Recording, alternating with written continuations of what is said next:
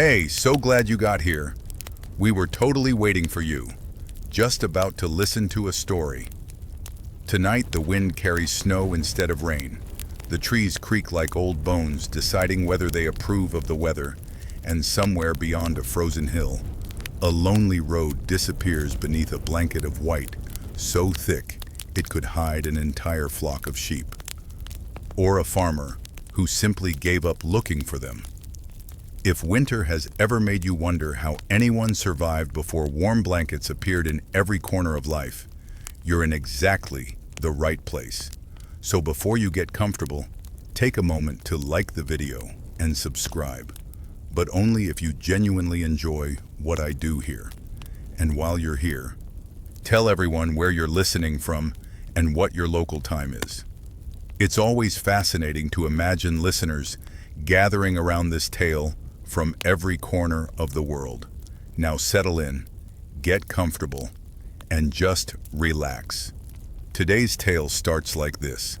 There once was a man named Aldrin, a traveler whose boots had seen more kingdoms than most noblemen had seen dining tables. Winter had followed him for weeks, never hurrying, never resting, always waiting just beyond the next hill with another handful of snow ready to throw into his face. The road before him had almost vanished. Stone markers poked through the snow every few hundred steps, looking less like guides and more like old men refusing to lie down. His cloak, once a respectable shade of dark green, had become coated with enough frost that it resembled something borrowed from a very determined snowbank. He pulled the hood lower. The wind answered by finding the tiny opening near his neck anyway. Winter always cheated. Some people claimed that cold weather sharpened the mind. Aldrin suspected those people had spent very little time outside. His stomach reminded him that breakfast had happened sometime before the sun climbed into the pale sky. Lunch had apparently been canceled by the weather without asking permission. Still, he kept walking. The old road wound between frozen pines whose branches bent beneath heavy snow. Every sound seemed softer here. Even his footsteps disappeared almost as quickly as they were made. Only ravens seemed pleased. They watched from the trees with the confidence of creatures who never had to pay for boots. As afternoon slowly faded into the gray light that passes for evening during deep winter, Aldrin finally noticed smoke rising beyond a low ridge. Not a great column, just enough. Someone lived there. Someone still had fire. He smiled for the first time that day. The climb proved harder than expected. Snow reached halfway to his knees, and every step demanded 2 more in return. By the time he reached the crest, he paused to catch his breath. Below rested an old stone inn beside the road. Its thick walls stood stubbornly against the season, as though winter had argued with the building for decades and eventually accepted defeat. Warm light glowed behind narrow windows. The sight alone seemed enough to warm tired bones. Aldrin did not hurry. Experienced travelers rarely did. Running toward shelter often ended with slipping into a snowdrift, and dignity, once buried under snow, took far longer to recover than boots. A curious fact wandered into his thoughts as he descended the hill. In many northern villages, people once believed that hanging evergreen branches above a doorway encouraged weary travelers to find safe lodging before darkness fully arrived. Whether the branches truly guided strangers or simply made homes easier to spot beneath heavy snow hardly mattered.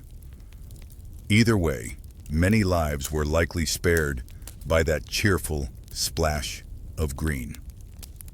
By the time Aldrin reached the door, snow had gathered across his shoulders like an overly affectionate cat. He knocked. Once, twice. The door opened slowly. An older innkeeper studied him without speaking. The man had silver hair, broad shoulders, and the expression of someone who had spent years judging visitors before deciding whether they deserved another bowl of stew. Finally, the innkeeper nodded. "You look colder than the river." "I suspect the river would disagree." "It cannot." "It would if it could." The innkeeper almost smiled. "Come in."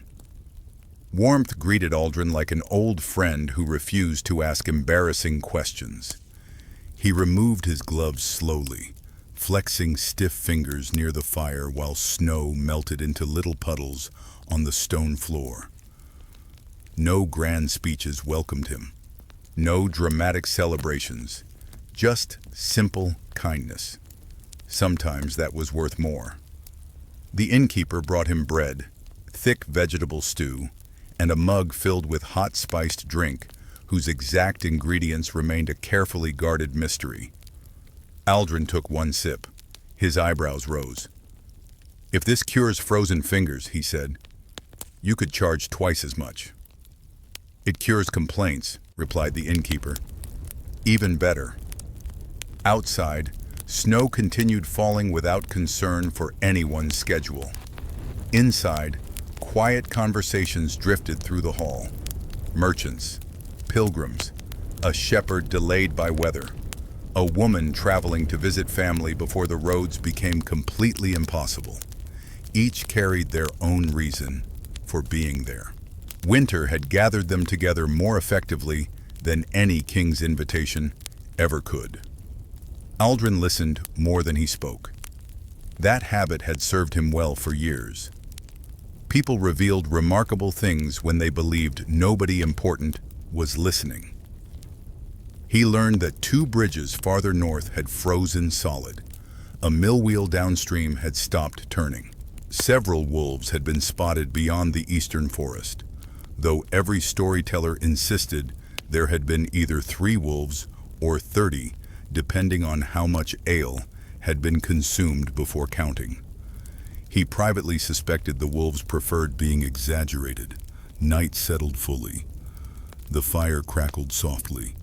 Shadows danced along ancient stone walls. For the first time in many days, Aldrin allowed himself to relax. Only a little. His journey still waited beyond the storm. The small leather pouch tied beneath his cloak remained untouched. Whatever rested inside mattered enough that he checked its cord each morning before taking his first step. No one here noticed, or perhaps they politely pretended not to. The innkeeper eventually approached again. "The weather says you'll stay. I was hoping to continue tomorrow." The weather wasn't asking. Aldrin looked toward the window. Snow now fell so heavily that even the nearest trees had faded into white silence. He laughed quietly. "It appears I've lost another argument. You and everyone else." A comfortable silence followed. There are moments during long journeys when doing nothing becomes the wisest decision imaginable. Medieval travelers often measured success, not by distance covered, but simply by surviving. Another night with dry clothes, warm food, and a roof overhead. Ambition could wait until sunrise. Frost rarely did. Aldrin watched sparks drift upward from the fire. He thought of the road behind him. He thought of the longer road ahead. Most of all, he wondered whether the destination waiting beyond the mountains would still welcome him after all these years. Winter, however, had its own plans. Before dawn arrived, before the roads reopened, before the next chapter of his journey could begin, this quiet refuge beside the snowy road would place unexpected people into his path, changing far more than the direction of his travels. For now, though, the wind continued its endless song beyond the old stone walls, and Aldrin closed his eyes, knowing that, at least, for one peaceful night, the cold would remain outside. Morning arrived without sunrise. The light simply seeped through the narrow windows as if the sky itself had grown too tired to climb properly above the horizon. Snow still drifted lazily outside, piling against fences, stone walls, and abandoned cart tracks until the world seemed carved from chalk. Aldrin woke before most of the other travelers. Years on the road had trained him to rise early, even when there was nowhere to go. He dressed quietly, checked the leather pouch hidden beneath his cloak as he always did, and slipped it securely back into place. The cord remained intact. Nothing had been disturbed during the night. Only then did he breathe a little easier. The common room smelled of fresh bread, simmering oats, and burning oak logs. The innkeeper was already tending the fire with the calm confidence of someone who had repeated the same movements through countless winters. "You were hoping for clear skies," the innkeeper observed without looking up. "I was. You'll have to settle for more snow." Aldrin glanced toward the window. I had already begun negotiating with the weather. "And? It refuses compromise." The innkeeper chuckled. "It always does." Breakfast was simple, but satisfying. Warm porridge sweetened with a little honey, dark bread still steaming from the oven, and a wedge of hard cheese that demanded determined chewing. One merchant claimed the cheese had probably been made before the previous king was born. Another replied, "That only improves its manners." Even the innkeeper smiled at that. Laughter spread around the tables with surprising ease. Storms often forced strangers together, and shared inconvenience had an odd way of becoming shared amusement. Outside, however, winter remained entirely serious. Snowflakes continued falling in thick, patient silence. The stable roof had nearly disappeared beneath the growing weight, and every few hours someone ventured outside with a wooden shovel to clear enough snow that the beams could continue carrying the burden. Aldrin volunteered without being asked. Fresh air struck like a slap. The cold pinched his cheeks, crept beneath his sleeves, and tried once again to convince him that remaining indoors forever might not be such a terrible life decision. He ignored it. Together with two merchants and the innkeeper's youngest helper, he cleared the roof carefully, pushing heavy piles into the yard below. It was exhausting work. Snow looked gentle until one had to move it. Then it suddenly remembered it possessed considerable weight. At one point, a merchant leaned on his shovel, breathing heavily. "I trade silk," he muttered. "I fail to see how this became part of the arrangement." Aldrin answered, "Winter rarely reads business contracts." That earned another round of tired laughter. Once the work was finished, everyone hurried back inside, stamping snow from their boots. Warm fingers tingled painfully as feeling returned. Nobody complained. The fire had become even more precious. As the morning stretched into afternoon, conversation turned toward journeys interrupted by the storm. The shepherd spoke of missing his flock farther south. The woman traveling to visit family admitted she had not seen her younger brother in 6 years. One merchant worried that spring markets would open before he reached them. Another confessed that his greatest concern was his horse. "My horse has more patience than I do." "Most horses do," someone replied. Again, quiet laughter circled the room. Aldrin mostly listened. It was easier that way. His own destination felt too personal to discuss, too tangled with years. He preferred not to unfold before strangers. Instead, he asked questions. Where had they traveled? Which roads remained open? What villages lay beyond the mountains? The answers formed an invisible map inside his thoughts. Useful habits were difficult to abandon.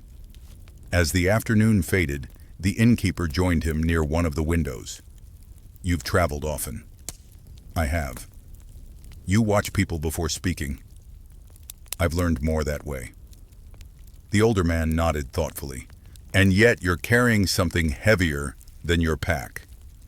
Aldrin remained silent. The innkeeper did not press further. Some burdens announced themselves without needing names. Silence, after all, could be a form of courtesy. A curious custom came to Aldrin's mind as he watched snow swirl outside. In certain medieval mountain regions, travelers would leave a single carved wooden token behind whenever they survived a particularly dangerous winter crossing. The token stayed at an inn or roadside shelter, becoming a quiet promise that someone else had made it safely through the same storms. Over the years, bowls filled with these little carvings became silent records of endurance rather than wealth. The thought lingered pleasantly. He wondered how many unseen promises rested in places like this one. Later that day, the innkeeper invited everyone to help with small tasks. There was wood to split beneath a covered shed. Water had to be carried from a spring that refused to freeze completely. Blankets needed airing near the fire. Nobody objected. Idleness grew uncomfortable after too many hours. Aldrin carried logs with steady rhythm. Swing, stack, repeat. There was something satisfying about work that demanded only hands instead of difficult decisions. While splitting firewood, he noticed a boy of perhaps 12 years watching carefully. The boy finally asked, "Have you fought bandits?" "Once." "Were there many?" "Enough." "What happened?" "They decided my purse looked disappointingly empty."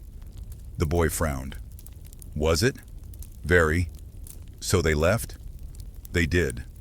"That sounds less exciting than I imagined." "It was much healthier." The boy laughed so hard he nearly dropped an armful of kindling.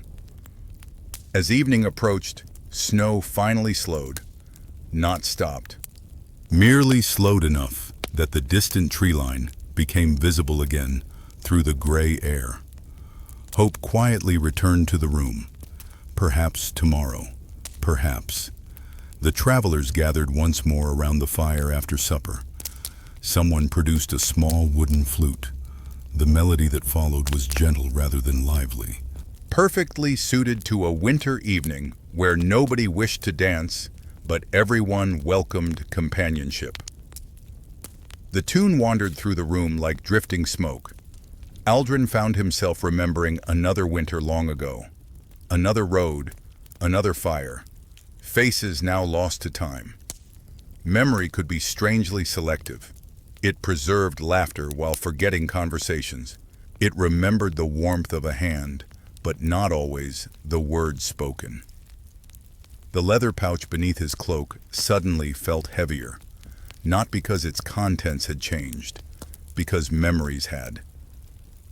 The innkeeper eventually settled onto the bench beside him. "You know," he said quietly, "storms teach peculiar lessons." "Oh?"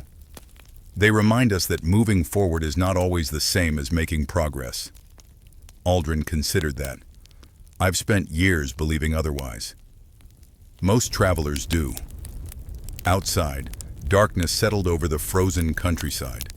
The wind had softened into little more than a whisper against the stone walls. Inside, the fire continued its patient work, turning heavy logs into glowing embers while strangers slowly became familiar faces. No one yet realized that the days ahead would bind their stories together more tightly than the snow had bound the roads.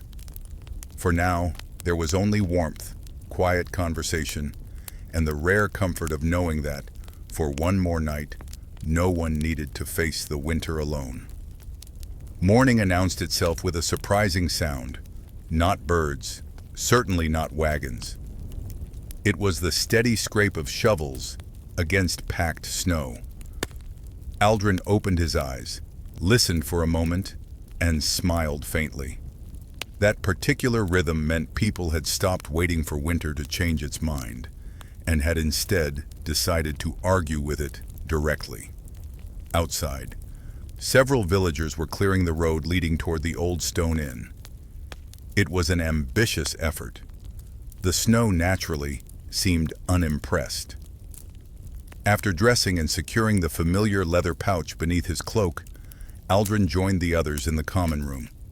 The innkeeper had already prepared breakfast, and the comforting aroma of warm barley porridge drifted through the hall.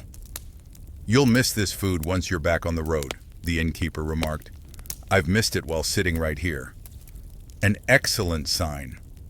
It means you've spoiled me. I'll deny everything." The morning meal was accompanied by cheerful speculation about whether the road would reopen before another storm arrived.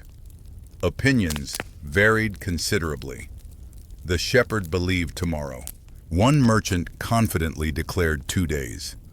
The woman visiting her family quietly suggested that Winter enjoyed overhearing optimistic predictions, simply so it could prove everyone wrong.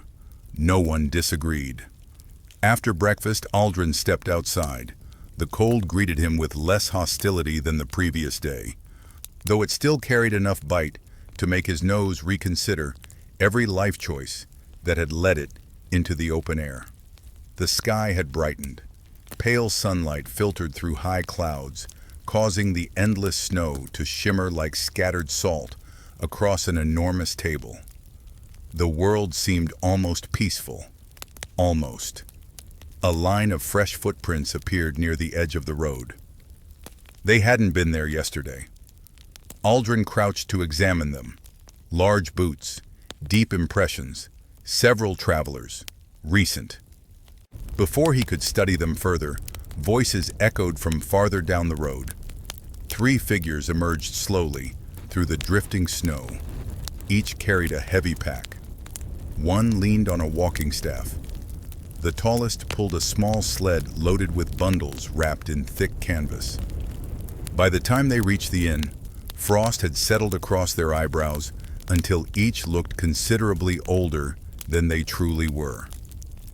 The innkeeper welcomed them without hesitation. Inside, the newcomers accepted hot drinks with obvious gratitude. It took several minutes before anyone spoke much beyond simple thanks. Warmth had to return before conversation could. Eventually, the eldest traveler introduced himself as Bren. His companions were a young herbalist named Toma and an aging mapmaker called Osric. Their journey, they explained, had begun weeks earlier. Winter simply decided to lengthen it. "Roads vanished," Bren said. "Bridges disappeared beneath ice."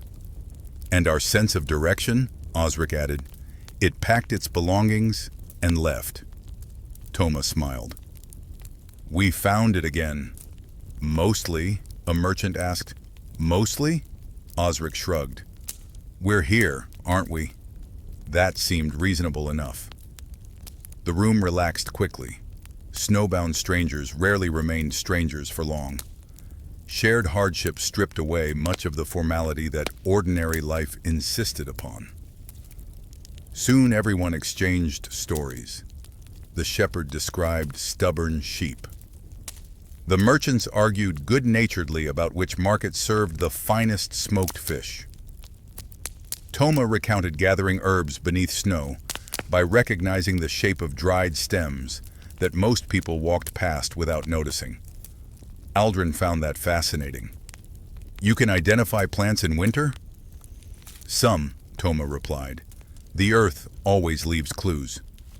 "What sort?" "The wind uncovers little patches. Birds scratch near useful roots. Rabbits sometimes reveal more than scholars." One merchant laughed. "So the rabbits are the real experts?" "They've survived every winter they've ever met. An impressive record." A curious medieval belief surfaced during the conversation. In some mountain communities, people carried small sprigs of dried juniper inside their cloaks during winter journeys.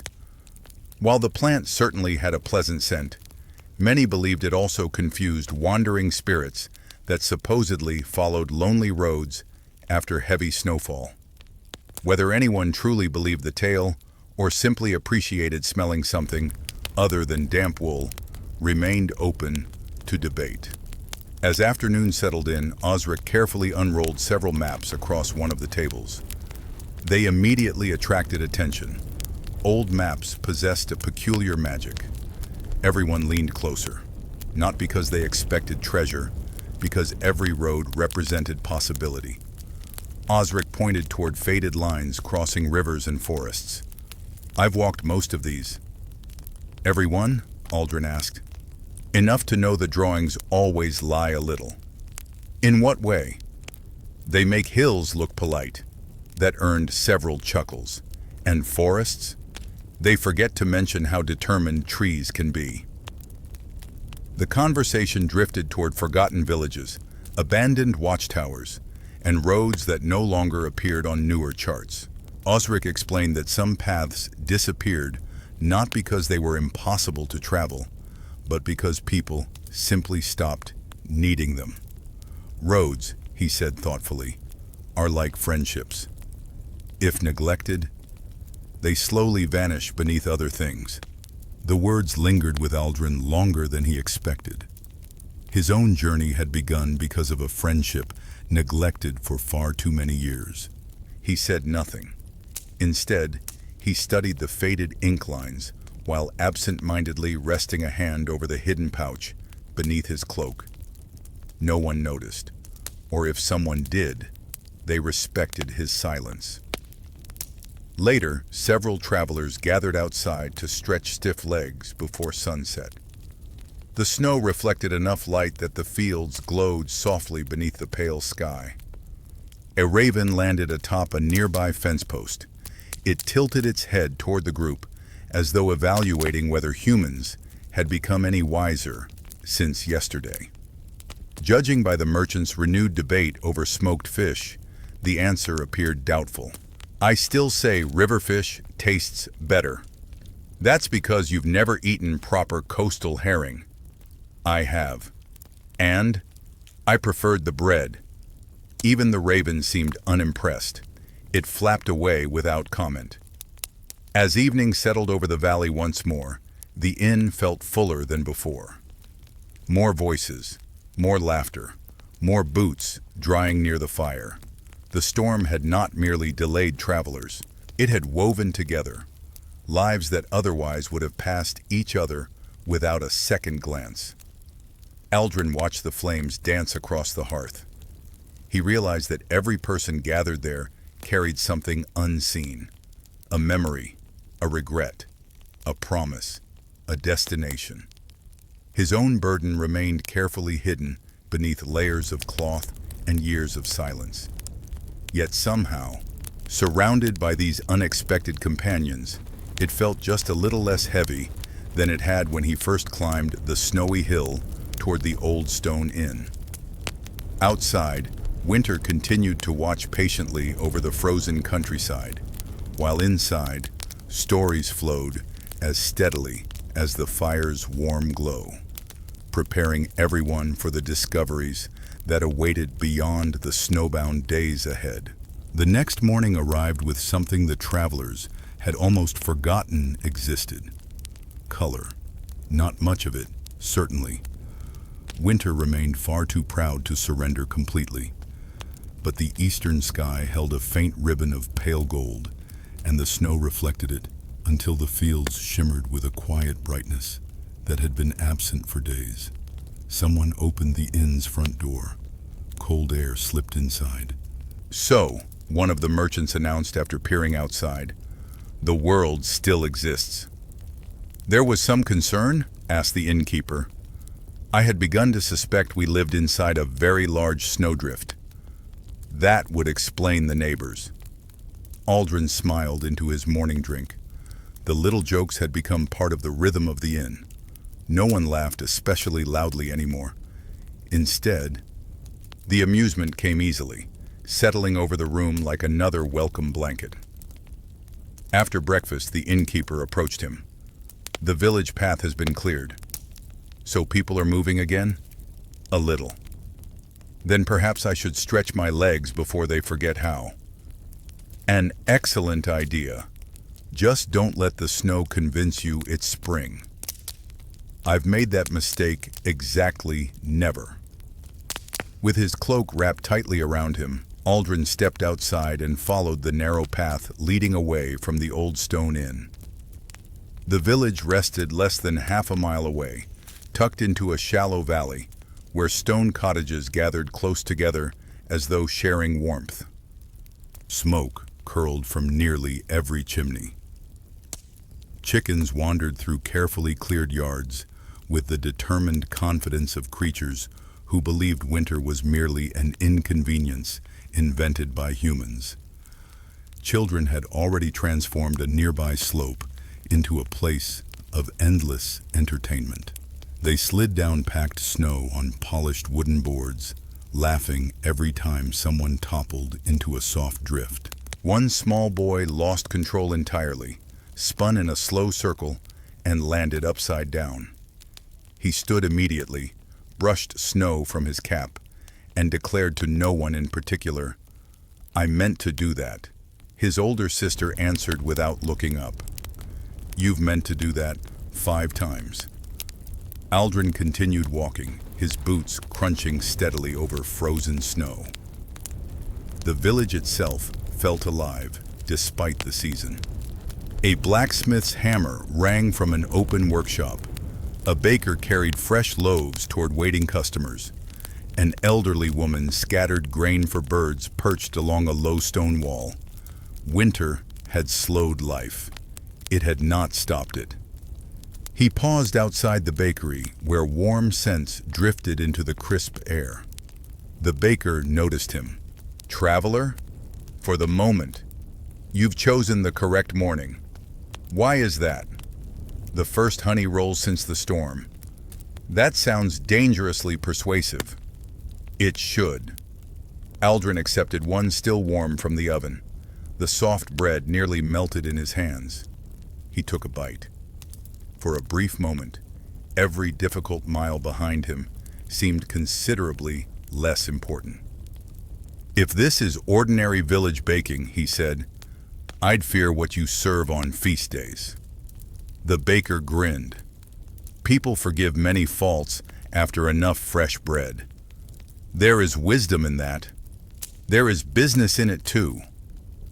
As he wandered farther, Aldrin noticed how every household contributed to the community in small ways. One family chopped firewood not only for themselves, but for an elderly neighbor. Another repaired a broken cartwheel, while 3 children gathered fallen branches nearby. No one appeared especially wealthy, yet no one seemed entirely alone. It reminded him of villages he had known in childhood. Places where survival depended less on individual strength than on everyone's willingness to share burdens before they became impossible. Near the village well, several older men sat on a bench sheltered from the wind. Whether they had gathered to exchange useful information or simply to supervise, everyone else, without being asked, remained uncertain. One waved Aldrin over. "You aren't from here." "I've been informed of that several times." "And where are you from?" "I've had so many homes that the question grows difficult." The oldest man nodded thoughtfully. "A fair answer." Another leaned forward. "You staying at the inn?" "I am. Good roof. It seems determined to outlast winter." "It already has." The conversation drifted naturally.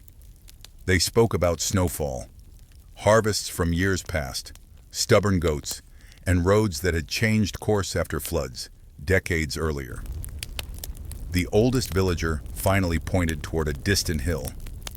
"See those trees?" Aldrin followed his finger. "I do. My grandfather claimed they weren't there when he was young." "They grew quickly?" "No," the old man smiled. "He simply refused to admit he was getting older." Everyone laughed, even Aldrin. A curious local tradition soon came up in conversation. During particularly harsh winters, some villages would quietly leave a small loaf of bread on an empty windowsill overnight.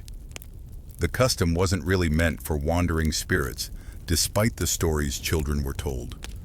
It was a discreet signal that anyone in genuine need could take the bread without shame and without asking. By morning, the loaf was usually gone, and no one ever questioned who had taken it. Aldrin found the idea deeply moving. Kindness did not always announce itself with grand gestures. Sometimes it looked remarkably ordinary. Later, he wandered toward the edge of the village, where fields disappeared beneath rolling blankets of untouched snow. Wooden fences barely rose above the drifts. Beyond them stretched forests of dark pine, silent beneath their white burden. The landscape seemed endless, peaceful, yet he understood how dangerous such beauty could become. Snow concealed frozen streams, hidden holes, and uneven ground. The calm appearance demanded respect. As he stood there, someone approached carrying a bundle of rabbit snares. The newcomer was broad-shouldered, dressed in heavy furs worn smooth by years of use. "You've been studying the woods," the man observed. "I have. Thinking of entering them?" "Only thinking." "Good." The man adjusted the snares. "Thinking is much safer." They introduced themselves. The hunter's name was Garrick. He spoke slowly, choosing each word with the same care one might use crossing thin ice. "You've traveled." "A great deal. And yet you watch the forest like someone meeting it for the first time." "Every forest deserves that respect." Garrick nodded approvingly. "Perhaps tomorrow I'll show you why." Aldrin accepted the invitation. There was always something new to learn from people who lived closely with the land, especially in winter. By late afternoon, the sky had begun filling once again with low-gray clouds. Not another storm. At least, not yet. Still, everyone instinctively quickened their pace. Winter had taught them not to waste clear hours. When Aldrin returned to the inn, the familiar warmth greeted him once more. The newcomers from the previous day were helping prepare supper. The merchants argued amicably over a board game whose rules seemed to change depending on who was losing. The shepherd had somehow acquired a sleepy barn cat that now occupied his lap with complete authority. "You appear to have made a friend," Aldrin remarked. "I believe I've become furniture." "The distinction is important." "For the cat?" "For you." The shepherd looked down. The cat remained asleep. "I don't think I get a vote." Even the innkeeper laughed at that. As darkness settled gently beyond the old stone walls, Aldrin reflected on everything he had seen that day. The village possessed no grand castle, no magnificent cathedral, no famous market that drew merchants from distant kingdoms. What it did possess was quieter and perhaps more valuable. People who endured winter together. People who understood that warmth multiplied when shared. And as the fire crackled softly into the evening, Aldrin found himself wondering whether the destination awaiting him beyond the mountains might still hold room for that same, simple kind of belonging. The following morning arrived beneath a sky the color of old pewter. The snowfall had paused during the night, leaving the world wrapped in an almost impossible stillness. No wind rattled the branches. No fresh flakes drifted from above. Even the smoke rising from chimneys climbed straight into the cold air before slowly disappearing into the pale clouds. Aldrin stood outside the inn for a long moment, listening. Winter had many voices. Howling wind, crunching footsteps, groaning trees. Today, however, it seemed content with silence. Garrick, the hunter. He had met the day before, emerged from the village carrying a long walking staff and a small leather satchel. "You came," Garrick said. "I said I would." A rare habit. "I try not to disappoint people." "Then today should go well." The hunter handed Aldrin a carved wooden walking stick. "You'll want this." "I've managed without one." "The snow doesn't care." Aldrin accepted it with a grateful nod. They left the village by a narrow trail that wound between snow-covered pines. The path was barely visible, marked only by broken branches and occasional stones peeking through the drifts. For a while, neither man spoke. The forest seemed to prefer quiet company. Sunlight filtered through the branches in narrow beams, turning floating crystals of ice into tiny sparks of silver. Every breath drifted into the air like pale smoke before vanishing. After nearly half an hour, Garrick finally stopped. "What do you see?" Aldrin looked around. "Trees." The hunter waited. "Snow." Still no reaction. A great many trees wearing a great deal of snow. Garrick smiled faintly. "And?" Aldrin studied the ground more carefully. Small tracks crossed the trail. Some disappeared beneath bushes. Others circled a fallen log. "Rabbits." "Good." Another set of prints wandered farther away. "Fox." "Very good." Then Aldrin noticed something else. The branches of one pine had been stripped of bark on one side. "Deer?" Garrick nodded. "They've been feeding." "You can tell all this from a few marks?" "I can tell enough." He rested one gloved hand against the rough trunk. "The forest is always speaking. We simply forget how to listen." They continued walking. Every few minutes, Garrick pointed toward some tiny detail Aldrin would have overlooked entirely. A broken twig, a feather resting atop fresh snow, a patch where the wind had swept the ground clean. Each held a small story. None shouted, all whispered. At one point, they came upon a narrow stream that still flowed beneath a crust of ice.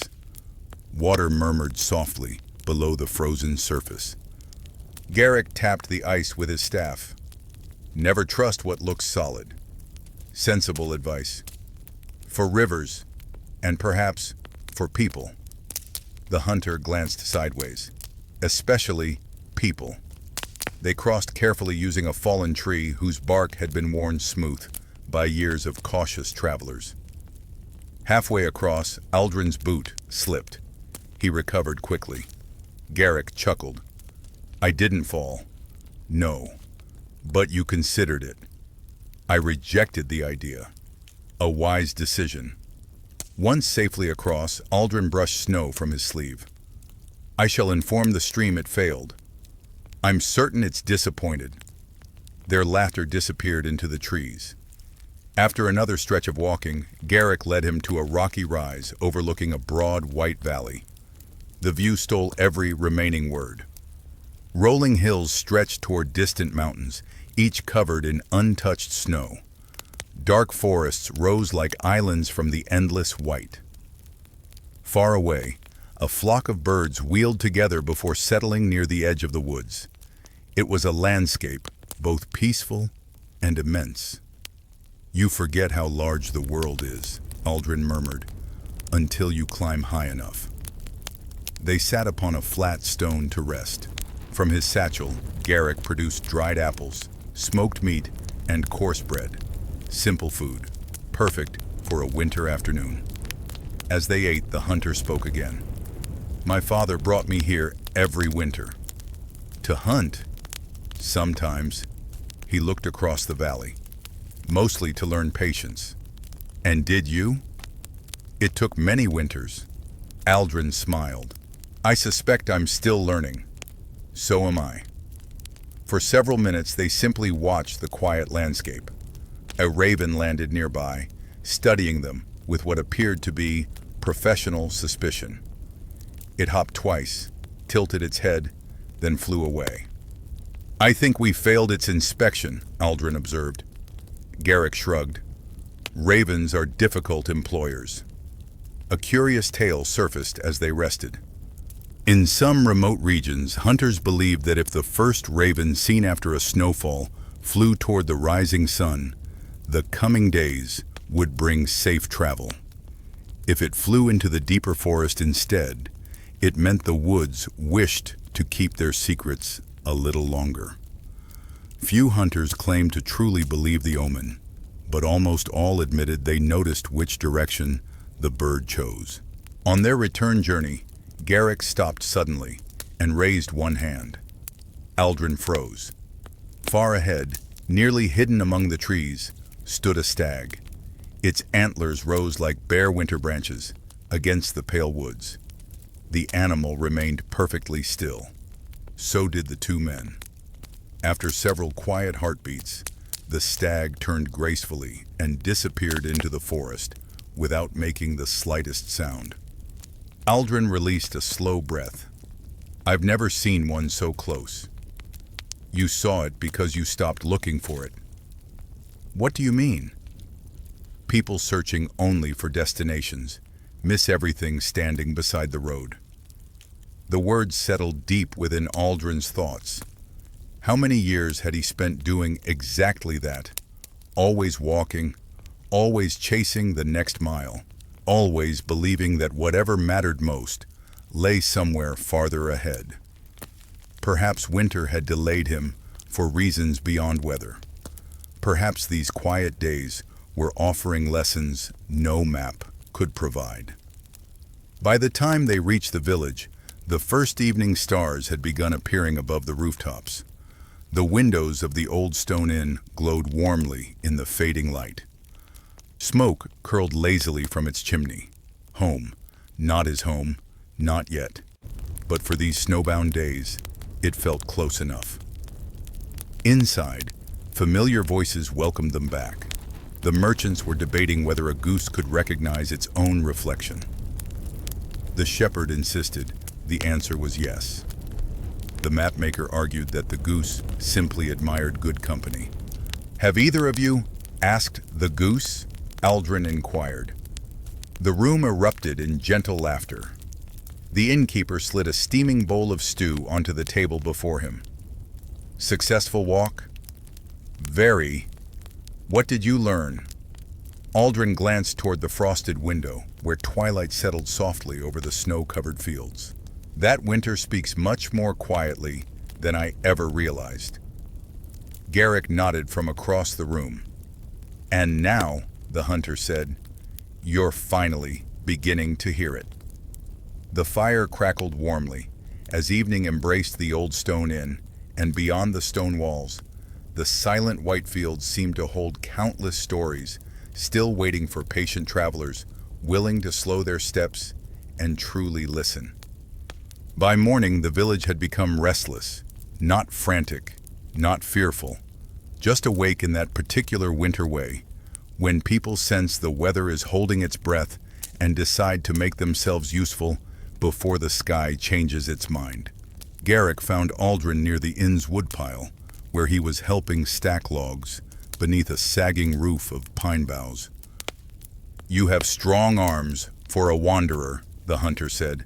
I have carried too many packs. That does explain it. And too many regrets. That explains the shoulders. Aldrin gave him a sideways look.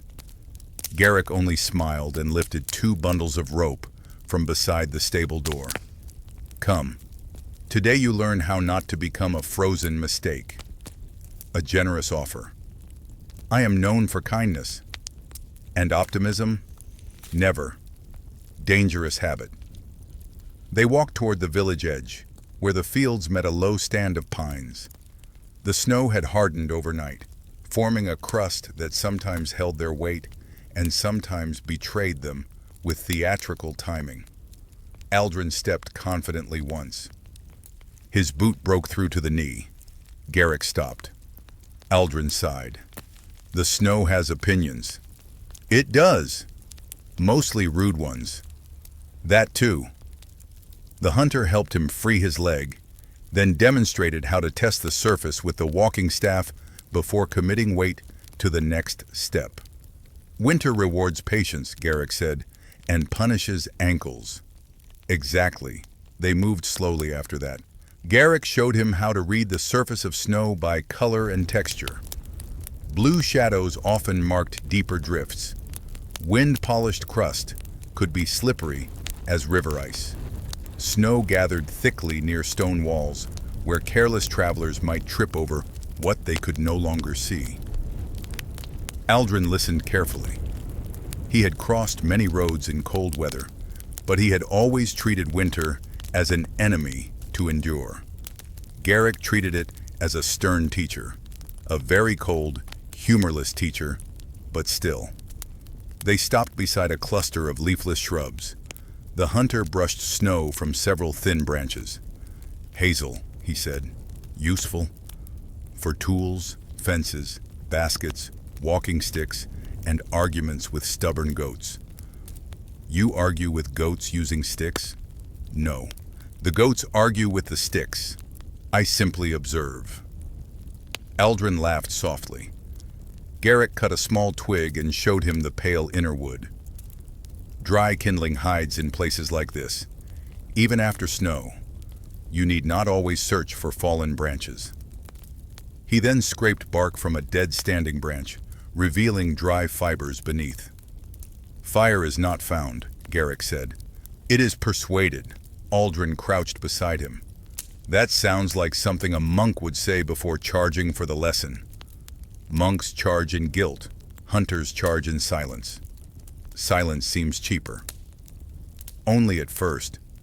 Garrick built a tiny nest of bark fibers beneath the shelter of a rock, then struck sparks from flint and steel. It took several attempts. The first sparks died immediately. The second faded into smoke. The third caught, glowing red as a sleepy ember before thin flame finally appeared. Aldrin leaned closer, impressed despite himself. The flame was small, almost ridiculous, yet in such cold, it seemed magnificent. "Remember," Garrick said, feeding it with splinters, "a fire begins like a frightened mouse. Protect it before asking it to become a horse." "That may be the strangest advice I've ever understood." "Good." A curious custom came with the lesson. Garrick explained that some old woodsmen carried a little pouch of dry fungus taken from birch trees, carefully prepared to catch sparks. Many called it amado, though every valley seemed to have its own name for it. Some hunters even tucked it inside their shirts during storms, not for comfort, but to keep tomorrow's fire dry, beside their own skin. Aldrin decided this was both practical and deeply unsettling, like carrying a tiny future campfire next to one's ribs. They practiced until Aldrin could coax a flame from sparks with only moderate muttering. "That was not terrible," Garrick said. "High praise. For a traveler. I'll treasure it." Next came shelter. Garrick showed him how to choose a place protected from wind, but not beneath branches overloaded with snow. "Those can fall." "They enjoy surprises." "I dislike surprises involving trees." A healthy dislike. Together they leaned cut branches against a low fallen trunk, packed snow along the sides, and created a crude windbreak barely large enough for one tired man. Aldrin examined it. "It looks like something a desperate badger would refuse. Then improve it." So he did. He added more branches, packed more snow, lined the inside with pine boughs. Slowly, the miserable little shelter became merely uncomfortable, which Garrick considered a triumph. "In winter," the hunter said, "uncomfortable may save your life." That should be carved above every inn door. Bad for business. They ate their noon meal standing beneath the pines. Bread, cheese, a strip of dried venison. The cold made everything taste sharper, as though hunger had borrowed a knife. Garrick pointed to a line of tiny tracks near the roots. "Mouse. Still moving in this weather?" "Everything moves when it must." Aldrin watched the tracks vanish beneath a tangle of roots. There was comfort in that. Small creatures survived by knowing hidden paths, by storing what they needed, by wasting nothing. Men, he thought, often made survival far more dramatic than necessary. On the way back, Garrick taught him how to mark a path without damaging trees. 3 small stones placed at the base of a trunk, a broken reed tied loosely around a branch, A shallow mark pressed into snow beside the trail. "Leave signs that help," he said, "but do not wound what guides you." Aldrin nodded. The lesson felt larger than the forest. By late afternoon, clouds had gathered again. The air smelled metallic, a sign that more snow might arrive before nightfall. As they approached the village, they found several children trying to build a snow fortress beside the well. Trying was perhaps generous. The structure leaned dangerously to one side. One boy declared it a castle. His sister called it a future accident. Garrick examined it solemnly. "Needs better walls." The children stared at him, then at Aldrin. Then suddenly, both men were recruited without negotiation. For the next half hour, Aldrin helped pack snow into blocks, while Garrick instructed the children on structural support with the seriousness of a royal engineer defending a capital city. At last, the fortress stood, crooked, yes, but standing. The smallest child climbed inside and announced, "No wolves allowed." "Excellent rule," Aldrin said. "Also, no brothers. Stricter kingdom. Better kingdom." By the time Aldrin returned to the inn, his arms ached, his gloves were damp, and his cheeks burned from cold. Yet he felt oddly light. Inside, warmth wrapped around him at once. The innkeeper looked him over. "You survived Garrick's lessons. So far. Then you learned something useful." "I learned that fire is a frightened mouse." The innkeeper paused. Ah, one of his poetic days. Supper that evening tasted better than any feast Aldrin could remember. Not because the stew was grand, though it was excellent, but because every spoonful met a body that had worked, learned, and returned safely. Across the room, Garrick raised his mug in quiet approval. Aldrin touched 2 fingers to his own cup. Outside, snow began falling again, soft and steady. But now, when he looked through the window at the white fields and dark trees beyond, he no longer saw only hardship waiting in the cold. He saw signs, shelter, kindling, tracks, warnings, lessons, and somewhere beneath all of it, the patient wisdom of those who had learned to live with winter rather than merely survive it. The snow that had begun the night before continued through dawn, but gently, as though the sky had grown tired of drama and decided to dust the world instead of burying it. Aldrin woke with sore arms and a deep, comfortable heaviness in his limbs. Garrick's lessons had left their mark. Not bruises. Exactly. More like reminders. His shoulders informed him that stacking wood, building shelters, and being recruited by children into military architecture were not gentle occupations. He rose anyway. Travelers who waited until they felt perfectly rested rarely traveled far. After breakfast, Garrick appeared at the inn door with his staff in hand. "The forest path is quiet today," he said. "That sounds inviting." "It is also dangerous." "That sounds less inviting." "Both can be true." Aldrin fastened his cloak, secured the leather pouch beneath it, and followed him out. They did not take the village road this time. Instead, Garrick led him behind the inn, across a slope where buried stones made each step uncertain, then toward a narrow break between the pines. The forest received them in silence. Snow clung to every branch. The air smelled of resin, cold earth, and distant smoke from village chimneys. Their footsteps made soft, careful sounds, quickly swallowed by the trees. After a while, Garrick stopped speaking entirely. Aldrin understood. This was not a path for chatter. It required listening. The trail twisted between old trunks, some broad enough that 2 men linking arms might still fail to circle them. Here and there, low branches formed white tunnels beneath the snow. Aldrin ducked carefully, though once his hood brushed a branch and released a cold shower down the back of his neck. He froze. Garrick looked back. Aldrin exhaled slowly. "The tree has attacked.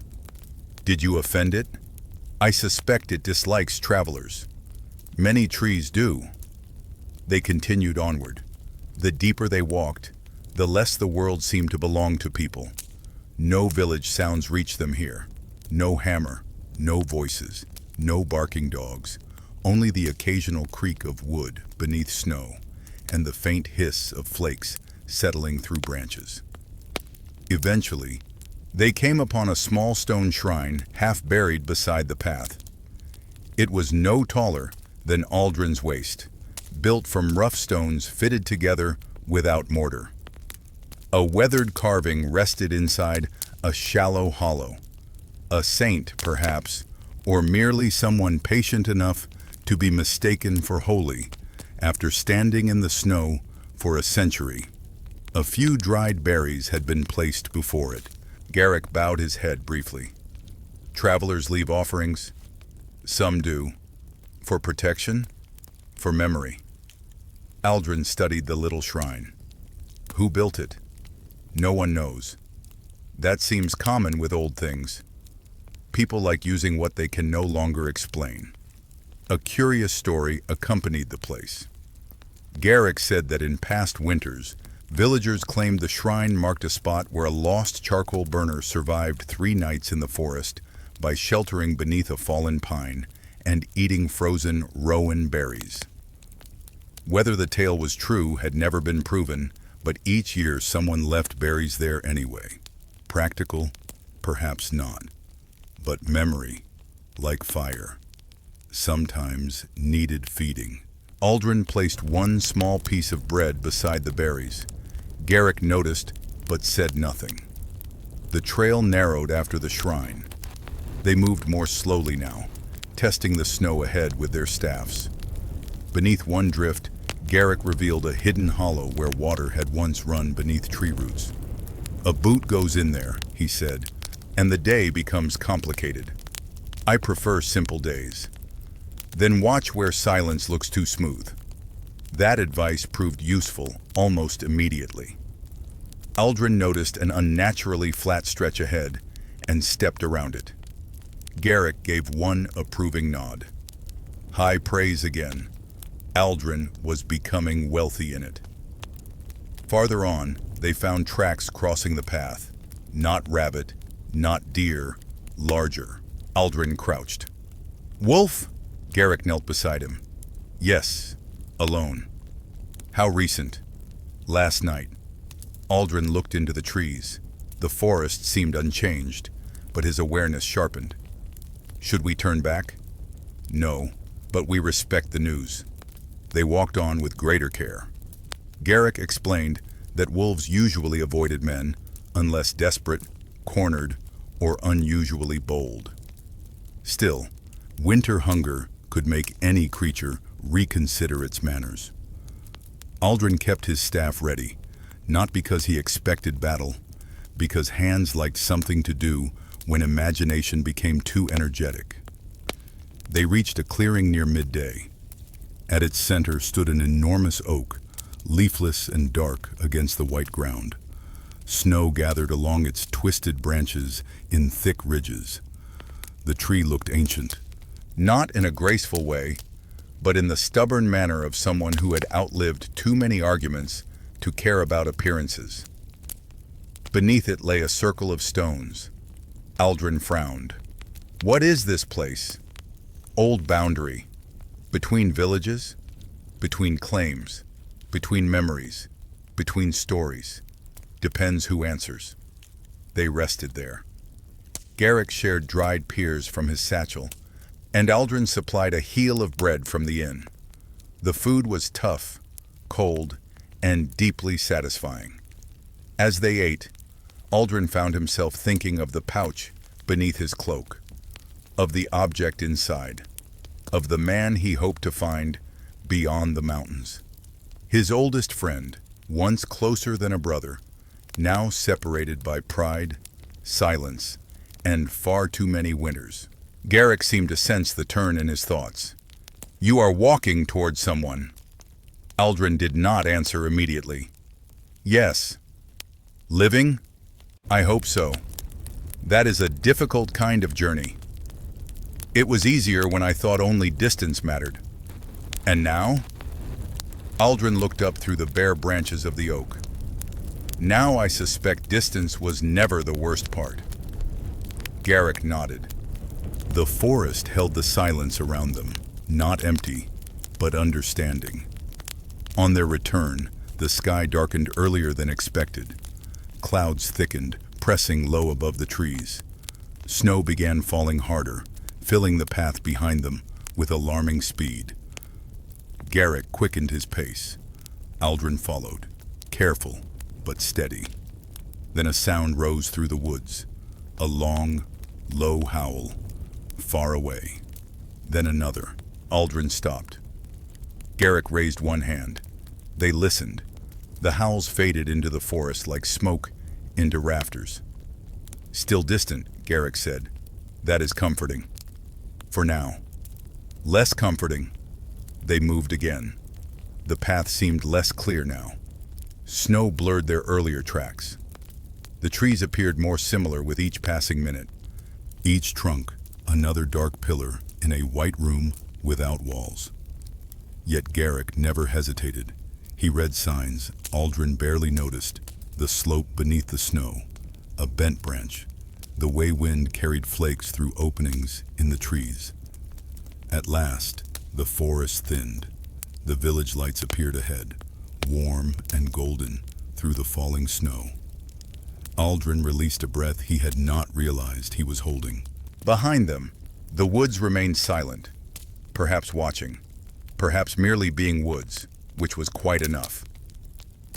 When they entered the inn, everyone turned toward them. The shepherd pointed a spoon. You look like men who found trouble. Aldrin removed his snow-covered cloak. We saw its footprints. That is close enough. The innkeeper brought hot stew without asking. Aldrin wrapped both hands around the bowl, grateful for the heat. Later, as the fire burned low and conversation softened, he looked toward the dark window. Beyond it lay the forest path, the shrine, the old oak, the wolf tracks, and the quiet danger hidden inside beauty. He had entered the woods expecting another lesson in survival. He had found something gentler and harder. The understanding that every path, no matter how silent, carries the marks of those who came before. And if a man learns to read them carefully, he may yet find his way through the deepest winter without being entirely lost. The snowfall ended sometime before dawn. No one witnessed the moment. Winter rarely announced its decisions. It simply changed the world while everyone slept, leaving fresh silence where yesterday had been filled with wind. Aldrin stepped outside just after first light. The air felt different, still cold, certainly, but calmer. The trees no longer swayed, and the smoke rising from the chimneys climbed straight into the pale morning sky before dissolving into nothing at all. Fresh snow covered every footprint from the day before. It was as though the forest had quietly erased its own memories. Garrick joined him a few moments later, carrying 2 steaming cups.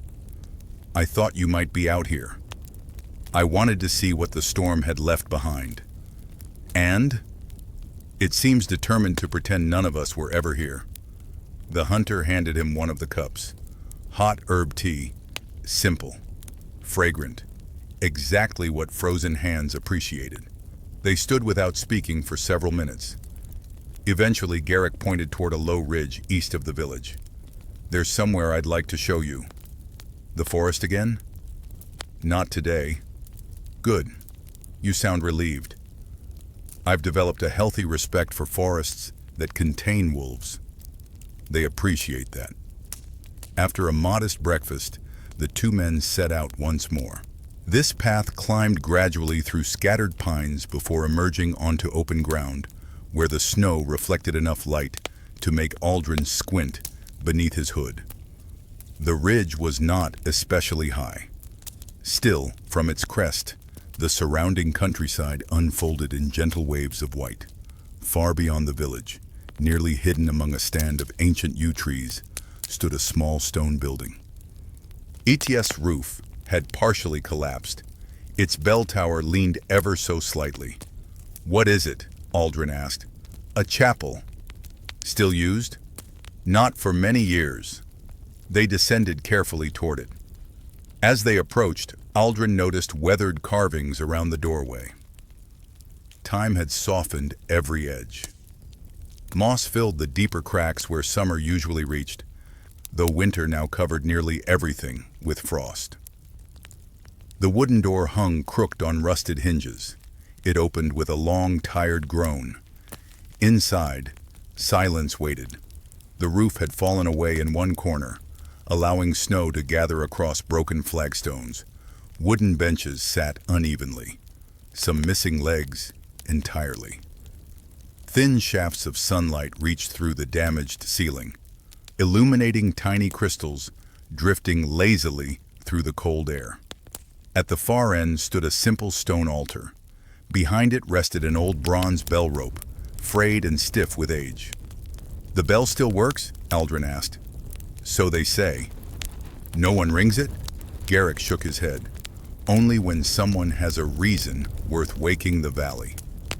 Aldrin slowly walked through the little chapel. Despite its neglect, it did not feel abandoned, only quiet. As though time itself had decided to sit here for a while. His boots echoed softly across the stone floor.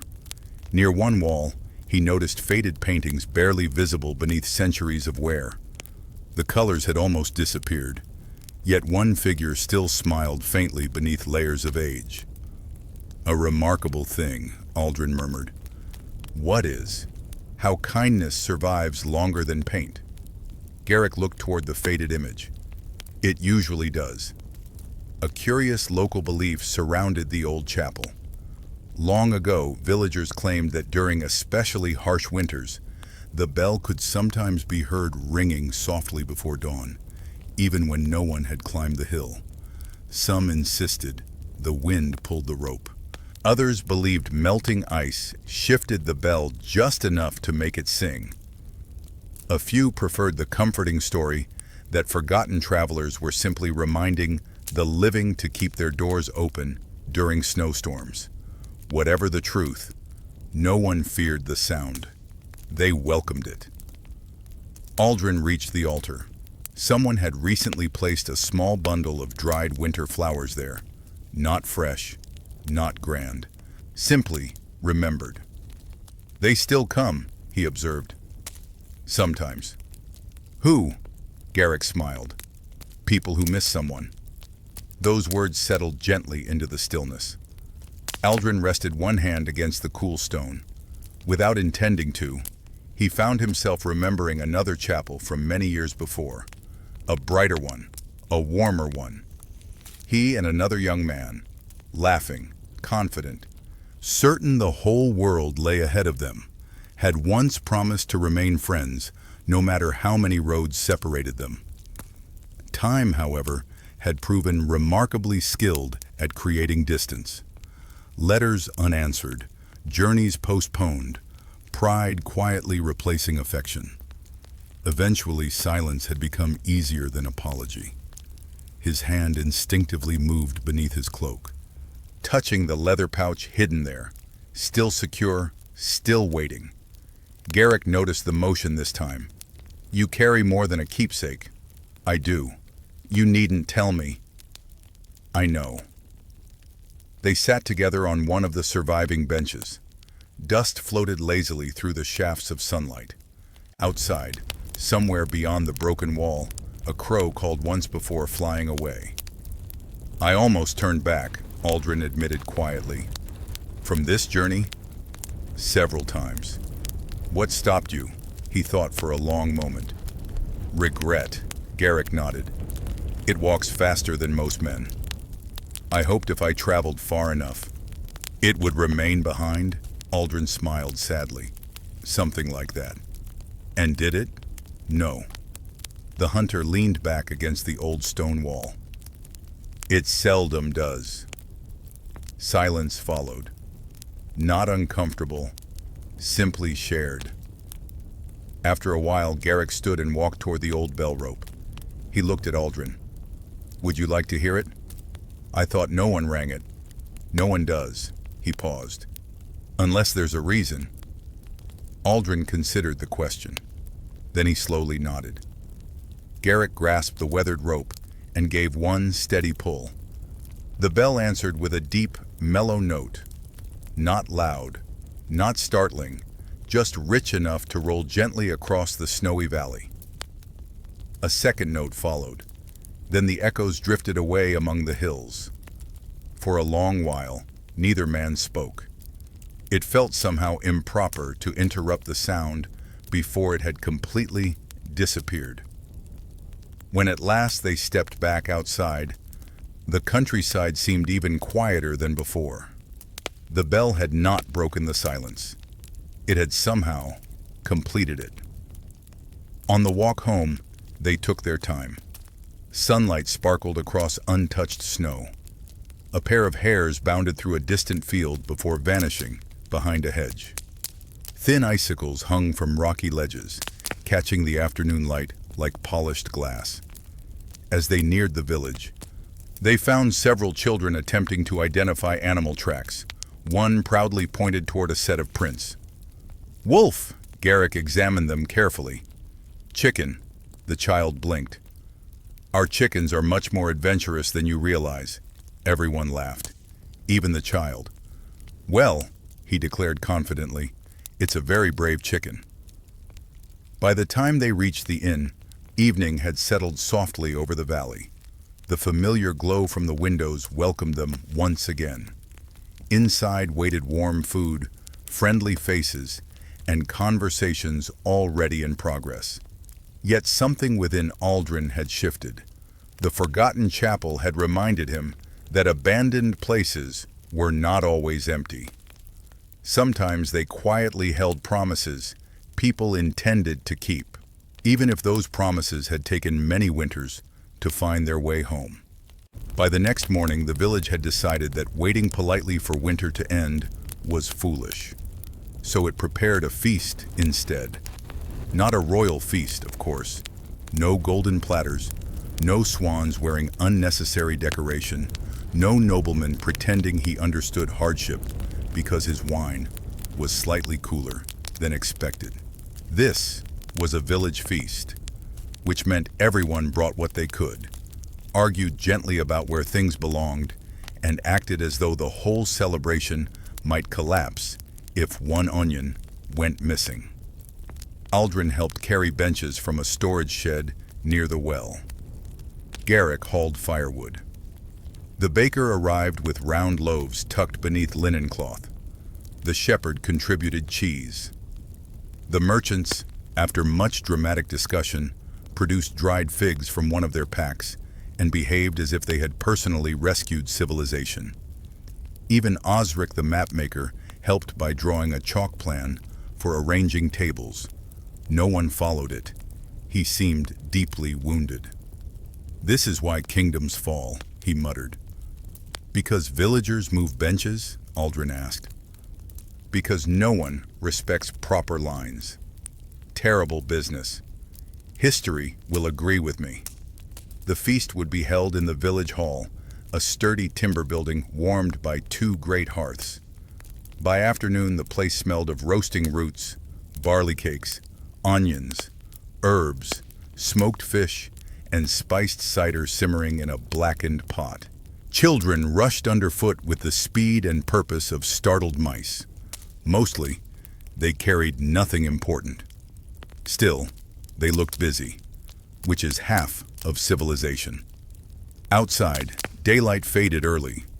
This was the eve before the longest night of winter, when darkness seemed to stretch itself over the world and settle in like an old guest who had no intention of leaving before breakfast.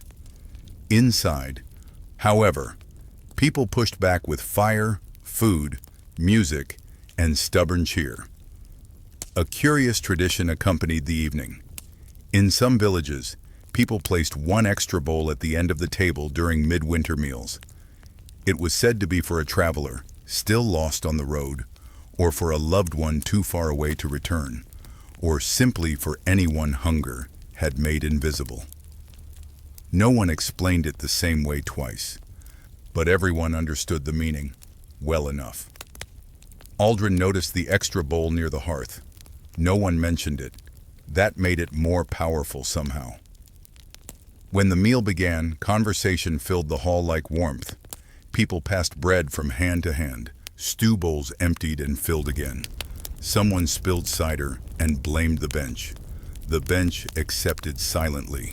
Aldrin sat between Garrick and the elderly villager, who claimed trees had grown only because his grandfather refused to age. "You've stayed longer than planned," the old man said. Winter insisted. "Good. Winter has sense sometimes. Rarely. Rarely is enough." Across the hall, children performed a song about a foolish knight who tried to challenge the moon to single combat. The moon, according to the song, won by simply not coming down. Aldrin laughed more freely than he had in months, perhaps years. The tune was ridiculous. The children sang half the verses too fast, forgot one entirely, and invented another about the knight losing his helmet in a turnip field. It was perfect. Later, the baker told a story about a winter so cold that a man's words froze in the air and had to be thawed near the fire before anyone could hear them.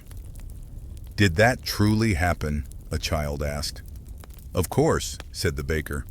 "What did the words say?" The baker considered. "Mostly complaints." "Then leave them frozen," the child replied. The hall roared with laughter. Even Aldrin nearly spilled his drink. As the evening deepened, music began. A flute, a small drum, hands clapping softly at first, then louder. A few couples danced carefully between the tables. The floor was uneven. The musicians were not always in agreement, and one elderly man turned the wrong direction, so often that everyone simply adjusted around him. No one minded. Joy did not require perfection. It only required permission. Aldrin watched from his bench, warmed by food and firelight. He had spent so long moving from town to town that he had forgotten what it felt like to belong somewhere, even briefly. The leather pouch beneath his cloak pressed against his chest. For once, its weight did not feel like accusation. It felt like a reminder. The woman traveling to visit her family sat beside him after the dancing slowed. Her name was Elson. He had learned that 2 days earlier, though she spoke so gently that people often missed her words unless they listened closely. "You look less troubled tonight," she said. "Do I?" "A little." "That may be the stew."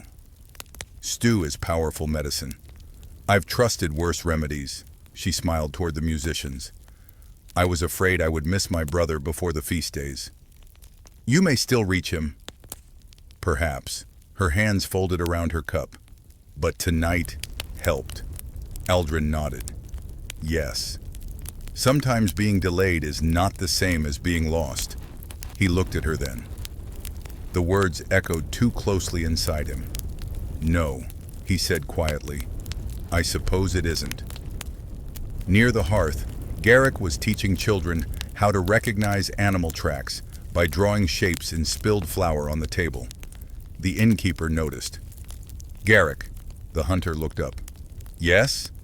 Is that my flour?" "It is now education." The innkeeper sighed. Education had better clean itself. The children immediately began smearing the flour into worse shapes. Aldrin leaned toward Elson. "Education appears doomed." "Most education is." They laughed softly together. When the meal finally slowed, the village elder stood and lifted his cup. He did not make a grand speech. Grand speeches were for courts, councils, and men who enjoyed hearing themselves survive long sentences. The elder simply looked around the room and said, The night is long, so we keep watch together. Everyone drank. Aldrin did too. Something in his chest loosened, not healed, not yet, but loosened. Later, when the feast had softened into drowsy conversation, he stepped outside for air. The cold touched his face gently. Above him, the clouds had parted. Stars spread across the black sky in bright frozen clusters. Behind him, the village hall glowed with firelight and voices. Ahead, the snow-covered fields rested beneath the longest night. Garrick came out beside him. "You vanished." "I'm still here." "That is not always the same thing." Aldrin smiled faintly. "No." They stood together beneath the stars. For the first time in years, Aldrin allowed himself to imagine reaching the end of his journey, not as a punishment, but as a beginning. Behind them, someone started another song, slower now, soft enough to drift into the night without disturbing it. And while winter stretched its darkness over the valley, the people within that small village answered with warmth, laughter, bread, and memory, proving in their quiet, stubborn way that even the longest night could be made gentler when no one faced it alone. The storm arrived after midnight. At first, it was only wind, a low moan across the rooftops, then a sharper whistle through cracks and shutters, then a full-throated roar that made the old beams of the inn creak like tired giants being asked to stand one more watch. Aldrin woke instantly. So did half the inn. Some travelers sat upright in their bedding. Someone muttered a prayer. One merchant, still half asleep, asked whether the roof had always sounded angry. The innkeeper was already moving. "Stay away from the windows," he called calmly, "and no one opens the door unless I say so." That command carried weight. No one argued. Outside, winter had stopped being poetic. Snow slammed against the walls in hard white sheets. The windows shook. The chimney groaned. Somewhere beyond the stable, a loose shutter struck wood again and again with the persistence of a drummer who had not been invited. Aldrin dressed quickly. The leather pouch beneath his tunic brushed against his skin, and for once he did not check it out of habit. There were more immediate worries. In the common room, people gathered near the hearth. The fire had burned low, but the innkeeper's helper fed it carefully until flames rose again, bright and steady. Garrick arrived from the village just before dawn, his cloak crusted with snow. The innkeeper stared at him. "You walked here in this?" "Ran part of it." "That was foolish." "Yes." "Useful?" "Also yes." Garrick shook snow from his shoulders. "The eastern shed roof is failing. If it drops, it may block the stable door." The shepherd stood immediately. "My mule is in there." "And the merchant's horses," said Aldrin. One merchant rose, pale-faced. "My gray mare?" "For now," Garrick said. The room grew still. Outside, the storm howled as if offended that anyone had a problem besides itself. The innkeeper looked toward the door. "No one goes alone." Aldrin stepped forward. "I'll help." "So will I," said the shepherd. Two villagers volunteered as well. The merchant opened his mouth, then closed it.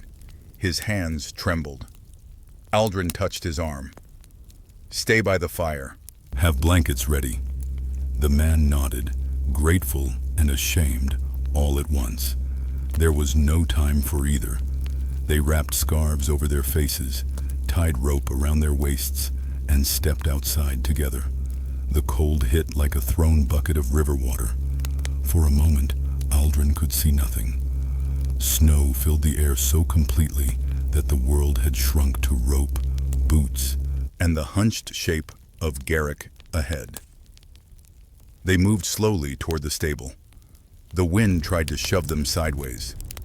Aldrin planted his staff, leaned forward, and followed the rope.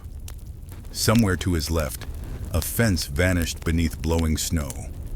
To his right, the inn wall appeared and disappeared like a ghost, with poor manners. The shed roof was worse than Garrick had said. One side had sagged under heavy snow. The beams bowed sharply. If it collapsed fully, it would spill timber across the stable entrance. Garrick pointed. "Clear the weight first." Talking was nearly useless. They understood enough. Using shovels and boards, they pushed snow from the lowest part of the roof. Every movement burned through strength. Snow flew back into their faces. Gloves soaked through. Breath turned to frost along Aldrin's scarf. A cracking sound snapped through the storm. Everyone froze. The roof dipped. "Back!" Garrick shouted. They stumbled away just as one beam gave way. Half the shed collapsed in a heavy, muffled crash. Snow billowed outward. For a dreadful moment, no one moved. Then the shepherd pointed. "The stable door is clear." Not fully, but enough. They forced it open and hurried inside. The animals were frightened, but alive. The mule brayed with great personal outrage, as though the storm had insulted his ancestry. The horses stamped and tossed their heads. Aldrin almost laughed. Almost. Together they checked the stalls, shifted feed sacks away from damp corners, and secured the door from inside with a heavy bar. A curious winter practice came to mind as they worked.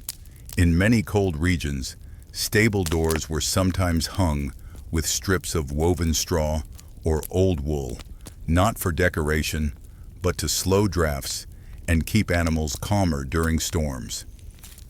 Some farmers even tucked dried lavender among the straw, believing the scent soothed nervous horses.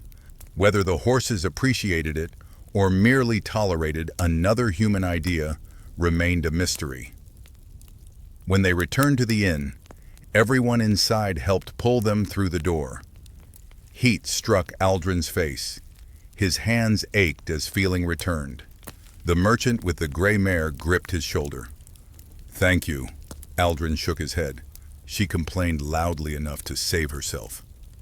The merchant laughed weakly. It was enough. The storm continued all day. No one left again unless absolutely necessary.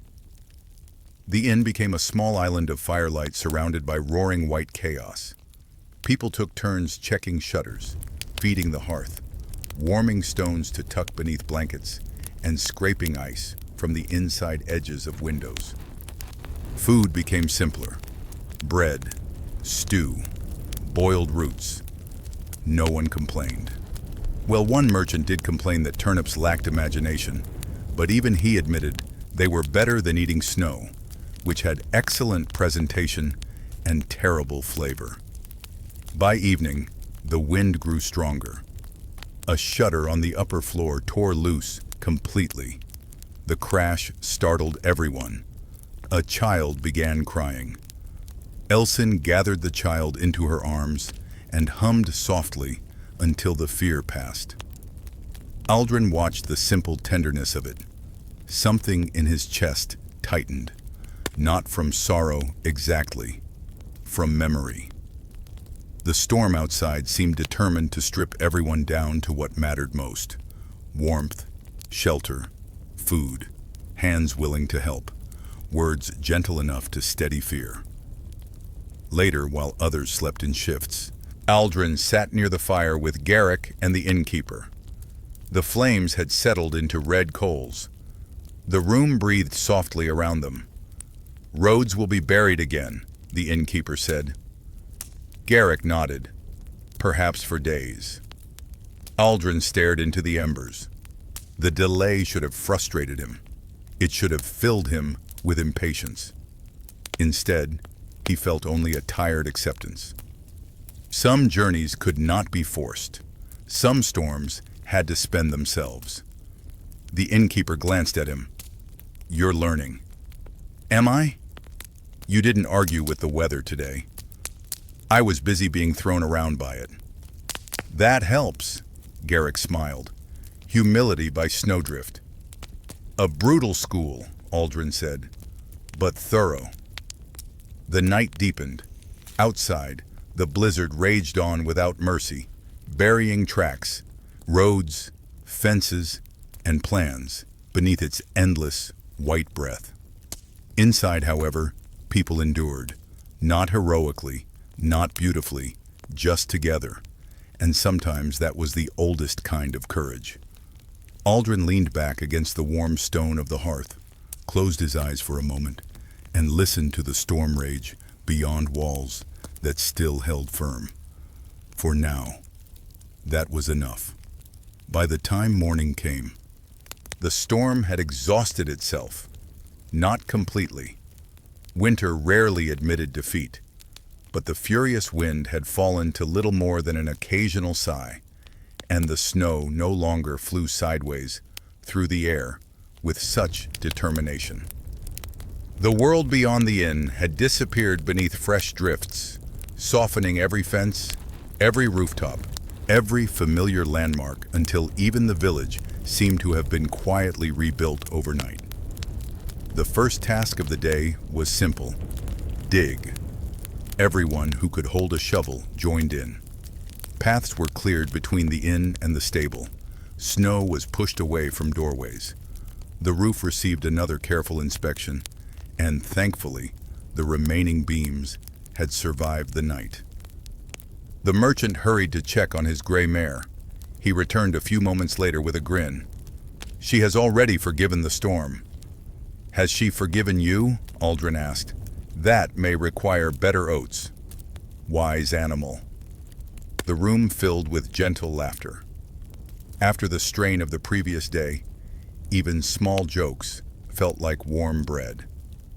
As the morning wore on, the sky slowly brightened. Not blue, merely lighter, enough to promise that the worst had passed. Aldrin found himself standing alone outside the inn, looking across the snow-covered fields. Every track from the feast, every footprint to the chapel, every sign of their walks through the village. Gone. Winter had written a new page. Behind him, the door opened. It was Osric, the aging mapmaker. He carried one of his rolled maps beneath his arm. "You look thoughtful." "I was considering how easily roads disappear." Osric smiled. "They do not disappear. They've certainly become difficult to find. The road remains." He tapped the snow gently with his walking stick. "It merely waits." Those words stayed with Aldrin. The road waits. Perhaps friendships did as well. After the midday meal, the inn had grown unusually quiet. Many travelers had drifted into small conversations or found peaceful corners to mend clothing, sharpen tools, or simply rest. Aldrin climbed the narrow staircase to the small chamber where he had been sleeping. He closed the door. For several moments, he simply stood there. Then, with slow and careful hands, he untied the leather pouch beneath his cloak. He placed it on the small wooden table. The pouch was worn smooth by years of travel. Its drawstring had been repaired twice. One corner bore a faint scorch mark from a campfire long ago. He loosened the cord. Inside rested a folded letter. Beneath it lay a small wooden carving. A falcon, no larger than the palm of his hand. Its wings were outstretched. Though age had softened the edges, the craftsmanship remained unmistakable. He picked it up gently. Years earlier, another pair of hands had carved it. His oldest friend, Edric. The two of them had once spent an entire winter learning wood carving from an elderly craftsman who insisted that patience mattered more than talent. Edric had possessed both. Aldrin had possessed neither. At least according to the old craftsman. "You rush everything," the old man had often said. "You carve as though the wood insulted your family." Edric had laughed so hard one afternoon that he accidentally carved the falcon's beak slightly crooked. he refused to correct it. "Now it has character," he had declared. Aldrin smiled despite himself. The tiny crooked beak remained, perfect in its imperfection. Beside the carving lay the folded letter, still sealed, still unread.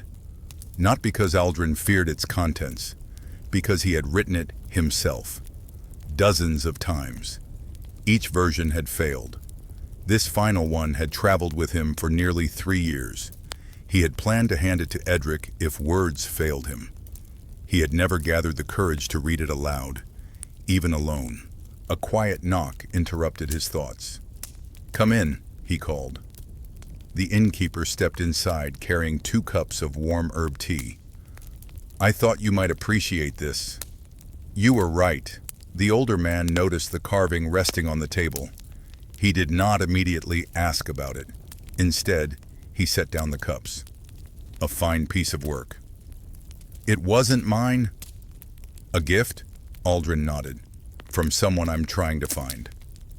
The innkeeper sat opposite him. The little room remained comfortably silent. Eventually, Aldrin spoke. "We grew up together." The innkeeper listened. "We crossed half the kingdom in our younger years." A pause. "We promised we'd always remain brothers." Another pause. "Then life became busy." The older man smiled gently. "It has a habit of doing that." "We argued." "About something important?" Aldrin looked down at the falcon. "I don't remember." The confession surprised even him. "I remember being angry," he sighed softly. "I remember leaving, but not why." "No," the innkeeper leaned back. "There is an old saying." "Oh?" "If you cannot remember the reason for a quarrel." He lifted his cup. "Perhaps the quarrel has already ended." Aldrin considered that. "What remains then?" "Pride." The answer arrived so quietly that it almost hurt. A curious bit of old wisdom surfaced in his mind.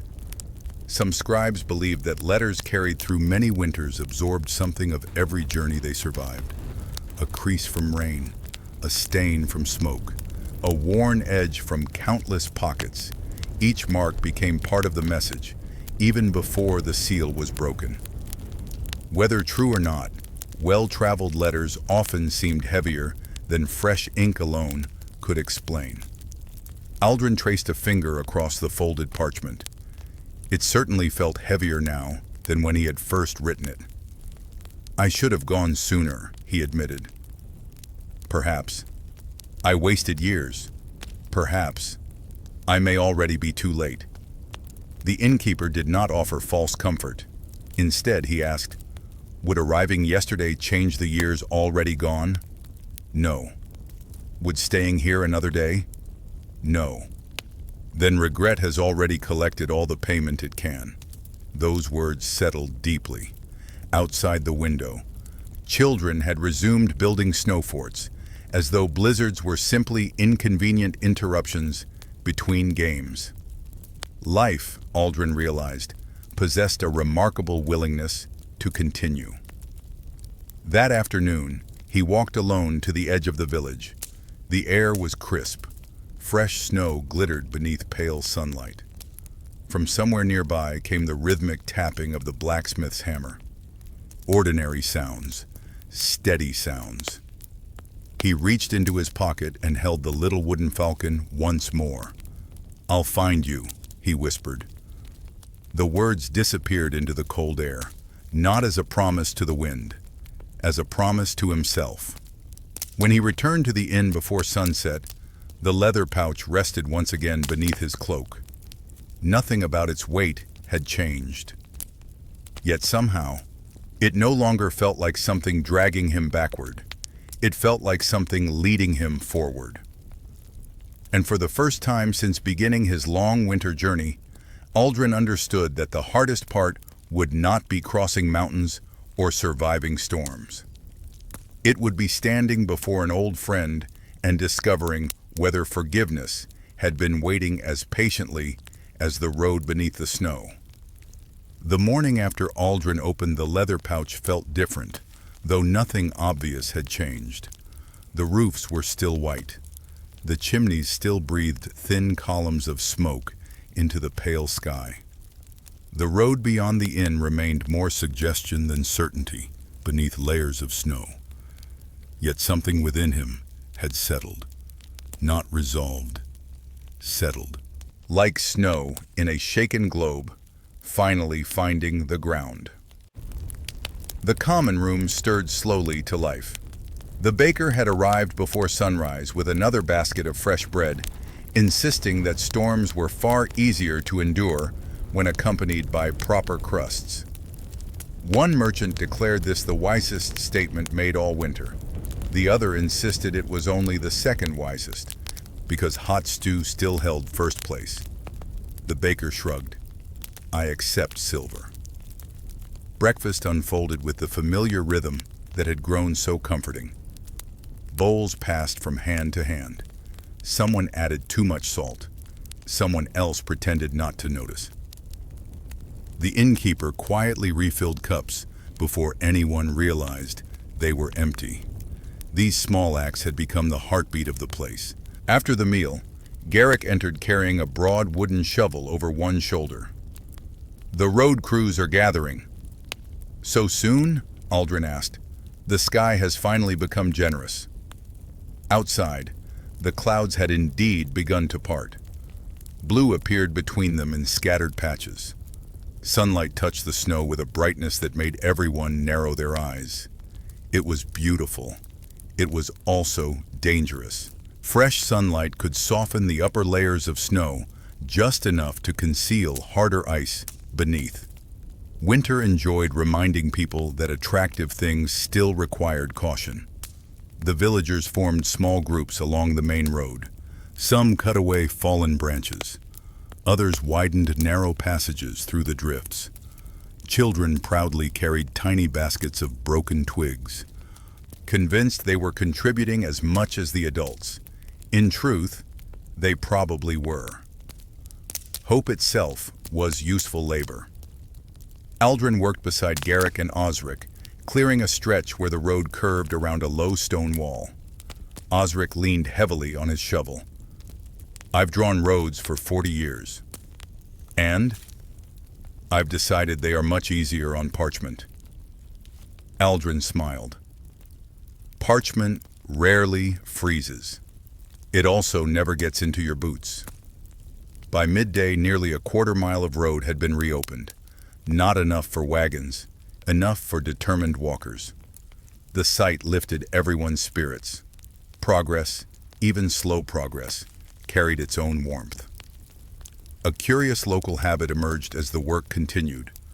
Whenever the first usable stretch of road reopened after a major snowfall, someone would quietly place a pine branch beside it. There was no ceremony, no announcement. It simply marked the return of passage and reminded travelers that the way forward had been earned through many hands rather than found by chance. A young girl carefully placed the branch herself. No one applauded. No one needed to.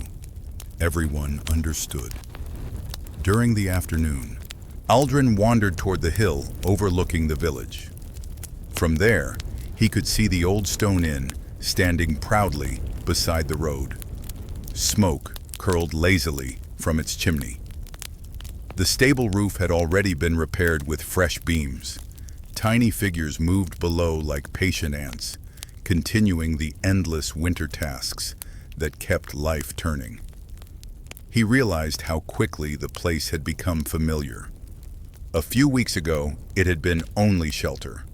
Now it held faces, voices, memories. Garrick climbed the hill a few moments later.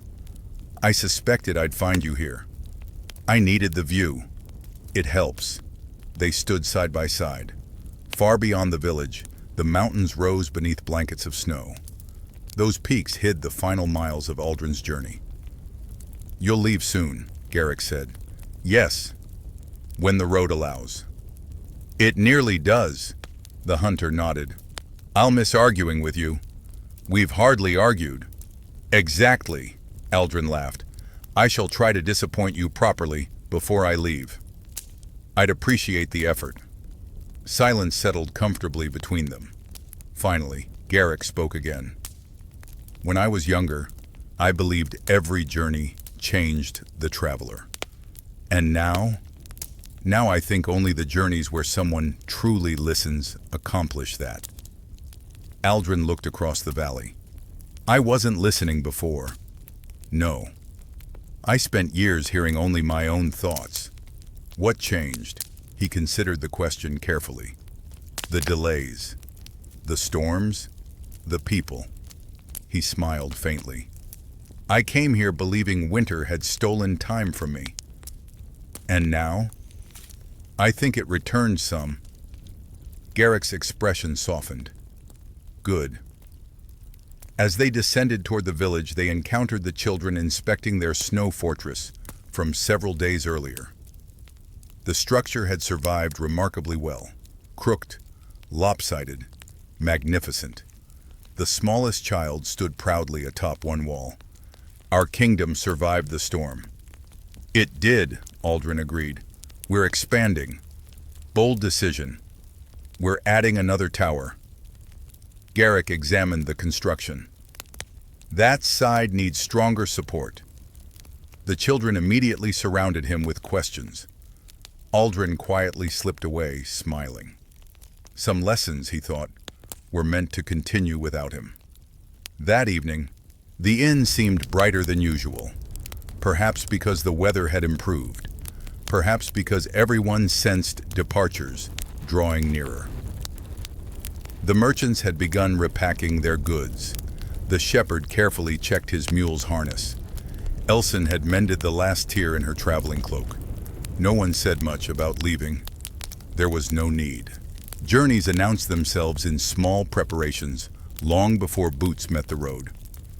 After supper, Osric unrolled one of his maps once more.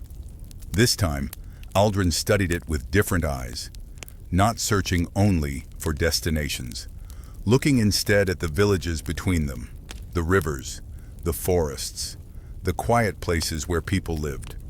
Ordinary lives beyond the concerns of kings and battles.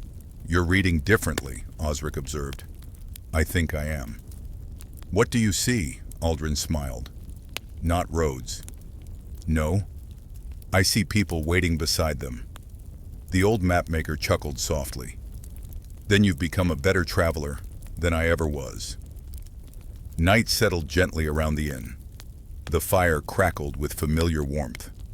Outside, the newly cleared road stretched away through the snow. Narrow, but unmistakable. It no longer seemed trapped beneath winter.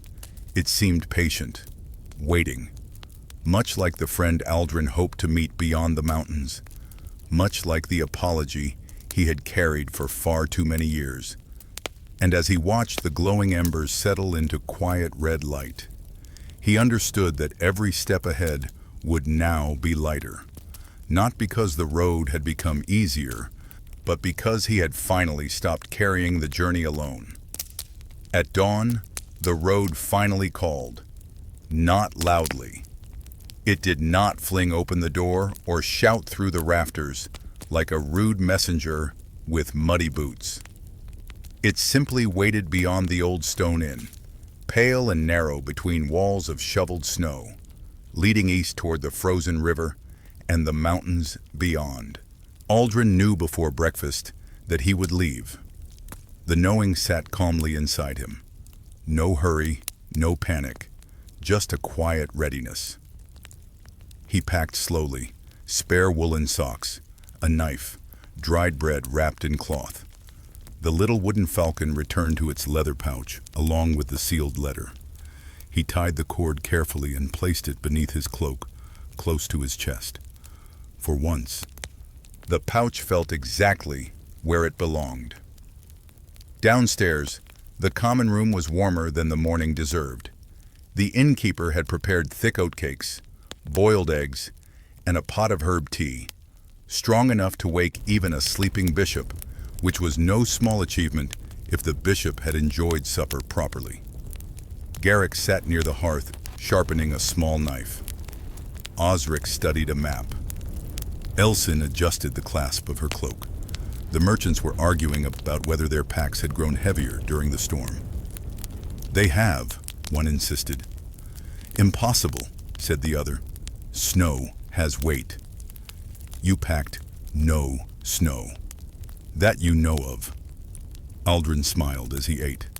These voices had become part of him now, small pieces of warmth stored for colder miles. After breakfast, Osric called him over. "You'll follow the river? As far as the crossing. The bridge may be buried. Garrick told me the ice road can be safer this time of year." Osric made a face. "Hunters think many terrifying things are safe." Garrick looked up. "Mapmakers think ink is a road. And yet my ink has never cracked beneath anyone." "No, but it has led them into swamps. Only the careless." The innkeeper sighed. "Marvelous. Two experts, both determined to make travel sound worse." Osric tapped the map with one bony finger. "Follow the riverbank until the old willow bend. Do not cut across the flat white field beside it." "Why not?" "Marsh beneath." "In winter?" "In every season. Winter simply hides its teeth." Aldrin nodded. That was worth remembering. A curious fact came with Osric's warning. In some frozen wetlands, people once marked dangerous ground with bundles of reeds tied around tall poles before the first heavy snow. By midwinter, only the reed tops remained visible, like little brown brushes sticking out of the white. Travelers who ignored them sometimes learned, very suddenly, that ice could be more opinion than floor. By mid-morning, the village gathered in pieces to see travelers depart, not ceremonially. Nobody had time for that sort of grand performance. There were animals to feed, roofs to watch, fires to tend, and children to prevent from turning shovels into weapons of national importance. Still, people came. The baker handed Aldrin 2 honey rolls wrapped in linen. "For the road. You are a dangerous woman." "I know." The old villager pressed a little carved token into his palm. It showed a pine branch. "For safe passage." Aldrin bowed his head. "Thank you." The smallest child from the snow fortress marched up and announced, "Our kingdom grants you permission to leave." "I am honored. You may return if you bring stories. A fair treaty. And no wolves. An even fairer treaty." Garrick walked with him to the edge of the village. For a while, neither spoke. The road curved downward toward the frozen river, shining beneath the pale sun like a long strip of dull silver. At last, Garrick said, "Remember what the snow tells you." "I will. And what it hides. That too. And if the river sings loudly, avoid it." Aldrin glanced at him. "Rivers sing?" "When ice is shifting." "Lovely. Music that means death." "Not always death." "That is not the reassurance you believe it is." Garrick smiled. "Travel well, Aldrin." The hunter offered his hand. Aldrin took it. Strong grip. Brief. Enough. The innkeeper had followed more slowly, and now stood beside them. "You owe me nothing," he said. Aldrin frowned. "I paid." "For food and bed, perhaps." The old man's eyes softened. "But not for what you found here." Aldrin looked back at the inn, the village, the smoke rising above the roofs. "No," he said quietly. "I suppose I didn't." "Then carry it properly." "I'll try." Trying is acceptable. Most saints began there and became unbearable later. That startled a laugh from Aldrin. Good. Leaving with laughter was better than leaving with sorrow. Then he turned east. The first miles followed a path newly opened by villagers. Snowbanks rose on either side of him, glittering in cold sunlight. His staff tested each step. His boots moved steadily. Behind him, voices faded. Ahead, the river widened through the valley. Ice covered much of its surface, though dark water still showed in narrow seams where the current ran strong. Aldrin kept to the bank, just as Osric had advised. The old willow bend appeared near midday, its bare branches hanging low like gray fingers over the snow. Beside the flat field beyond it, reed markers poked from the drift. He did not cross. "Not today, hidden teeth," he murmured. A crow called from the willow, perhaps offended by his conversation with Marshland. He ate one honey roll while standing beneath the tree. The sweetness surprised him. For a moment, the road tasted like the village. He continued onward. The river became his guide. At times it ran silent beneath thick ice. At others, it murmured softly. Black water sliding between frozen edges. Aldrin listened closely for the strange singing Garrick had mentioned. Once, near a narrow crossing, he heard a faint ringing sound beneath the surface. Delicate, beautiful, absolutely untrustworthy. He stepped back and found another way around. The afternoon grew colder. Clouds spread thinly across the sun. His shadow lengthened beside him, moving over the snow like another traveler who refused conversation. Yet he did not feel lonely, not as before. With every step, he carried the innkeeper's patience, Garrick's caution, Osric's warnings, Elson's gentle wisdom, the children's ridiculous snow kingdom, and the laughter of a village that had pushed back against the longest night with bread and songs. By dusk, he reached a stand of pines overlooking the river. There he made a small camp using skills Garrick had taught him. Windbreak first, pine boughs beneath, dry bark, fibers carefully sheltered. Flint struck steel. The first sparks failed. The next caught. A tiny flame trembled like a frightened mouse. Aldrin smiled. "Come on, little horse." Soon fire warmed his hands. Above him, stars appeared one by one. The river moved quietly below, carrying winter's dark reflections toward places he had yet to see. Aldrin touched the leather pouch beneath his cloak. Tomorrow would bring harder miles, perhaps danger, perhaps disappointment, perhaps forgiveness. But tonight, beside the river of ice, he rested with the steady comfort of a man who had finally learned that guidance could come from strangers, from storms, from silence, and from roads patient enough to wait beneath the snow. The night by the river did not feel like rest so much as negotiation. Aldrin slept in fragments, waking, listening, turning slightly to check the fire. The river below him never truly stopped moving, even beneath its frozen skin. That distant, subtle sound carried through the cold air like a memory refusing to fade. By dawn, frost had climbed halfway up his boots. Winter had visited him again during the night, not violently this time, but with patient persistence, as if reminding him that it was never far away. He broke camp with practiced movements. Fire out, ash scattered, footprints lightly covered with snow where possible. The river resumed, guiding him eastward, widening slowly as it approached lower ground. The landscape shifted too. Less forest, more open stretches where wind had full authority and no trees dared to argue. Aldrin pulled his cloak tighter. The mountains he sought were still distant, but they were no longer imaginary shapes on a horizon. They had begun to show structure now. Ridges, darker valleys between peaks, the suggestion of passes carved by older winters than he cared to count. As midday approached, the river forked. One branch continued straight, the other curved southward into a narrow gorge. Osric's warning returned clearly in his memory. Follow the riverbank. Do not trust the flat white field. Aldrin stopped.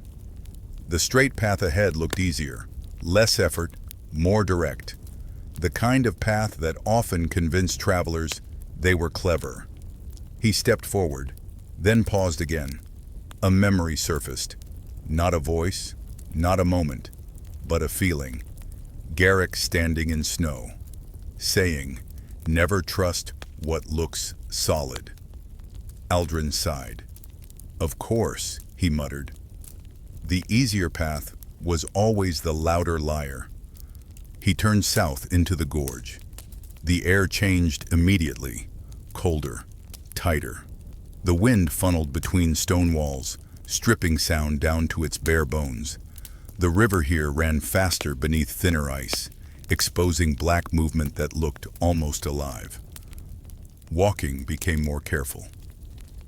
The gorge narrowed until sunlight barely reached the ground. Icicles hung from ledges like broken teeth.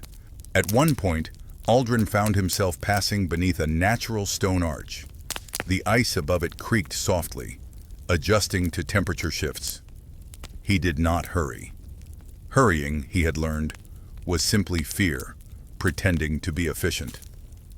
After a long stretch, the gorge opened suddenly into a wide basin, and there, partially buried in snow, stood the remains of an old way station. Not an inn like the one he had left, something smaller, rougher, a place built for necessity rather than comfort. Its roof had collapsed years ago. Only 2 stone walls remained upright, forming a broken square around a blackened hearth. Aldrin approached carefully. Something about the place felt paused, not abandoned, interrupted. Inside the ruined shelter, he found signs of recent use. Ash still warm beneath snow crust, a crude windbreak of stacked branches, and footprints, fresh. He crouched. 3 sets, 1 heavier, 2 lighter, travelers, not villagers, not hunters, moving quickly, too quickly for comfort. Aldrin followed the tracks around the ruin. They led toward the far side of the basin, where the terrain sloped upward into scattered rocks and thin pine. He hesitated, then continued. The wind grew stronger as he climbed. Snow began to fall again in thin, sharp flakes. Not a storm, but a warning. Halfway up the slope, he heard voices, not clear, fragments carried by wind. Aldrin dropped low behind a rock. He moved carefully forward. The voices became clearer. 2 men. Harsh tones. Arguing. A third voice, quieter, controlled, familiar in its restraint. Aldrin froze. That voice did not belong in this place. Impossible, yet unmistakable. He moved closer and saw them. At the edge of a rocky ledge stood 3 figures. 2 men in travel gear, rough, armed, impatient. Between them, bound loosely at the wrists with rope, stood another man. Older, hood down, snow tangled in his hair. Even from a distance, Aldrin recognized the posture before the face. Edric, the falcon carver, the friend he had been crossing mountains to find. For a moment, the world narrowed to a single impossible point. Wind, snow, river below, everything else faded. Then reality returned with force. Aldrin pressed lower behind the rock. His heart beat too loudly. One of the armed men spoke. "We move before the next storm hits." "The pass is still buried," the other replied. "Then we drag him until it opens." Edric said nothing, but he lifted his head slightly and smiled, not fearfully, not desperately, almost knowingly. Aldrin's breath caught. That smile was unchanged. Years had not touched it. One of the men tugged the rope. "Stop looking at the view," he snapped. "You're not on a holiday," Edric replied calmly. "Neither are you." The man struck him across the shoulder. Not enough to injure, enough to remind. Aldrin's hand tightened instinctively on his staff. The leather pouch beneath his cloak pressed against his chest like a second heartbeat. He forced himself to stay still. Think. 3 men, 2 armed, One captive. Wind increasing. No clear path downhill without being seen.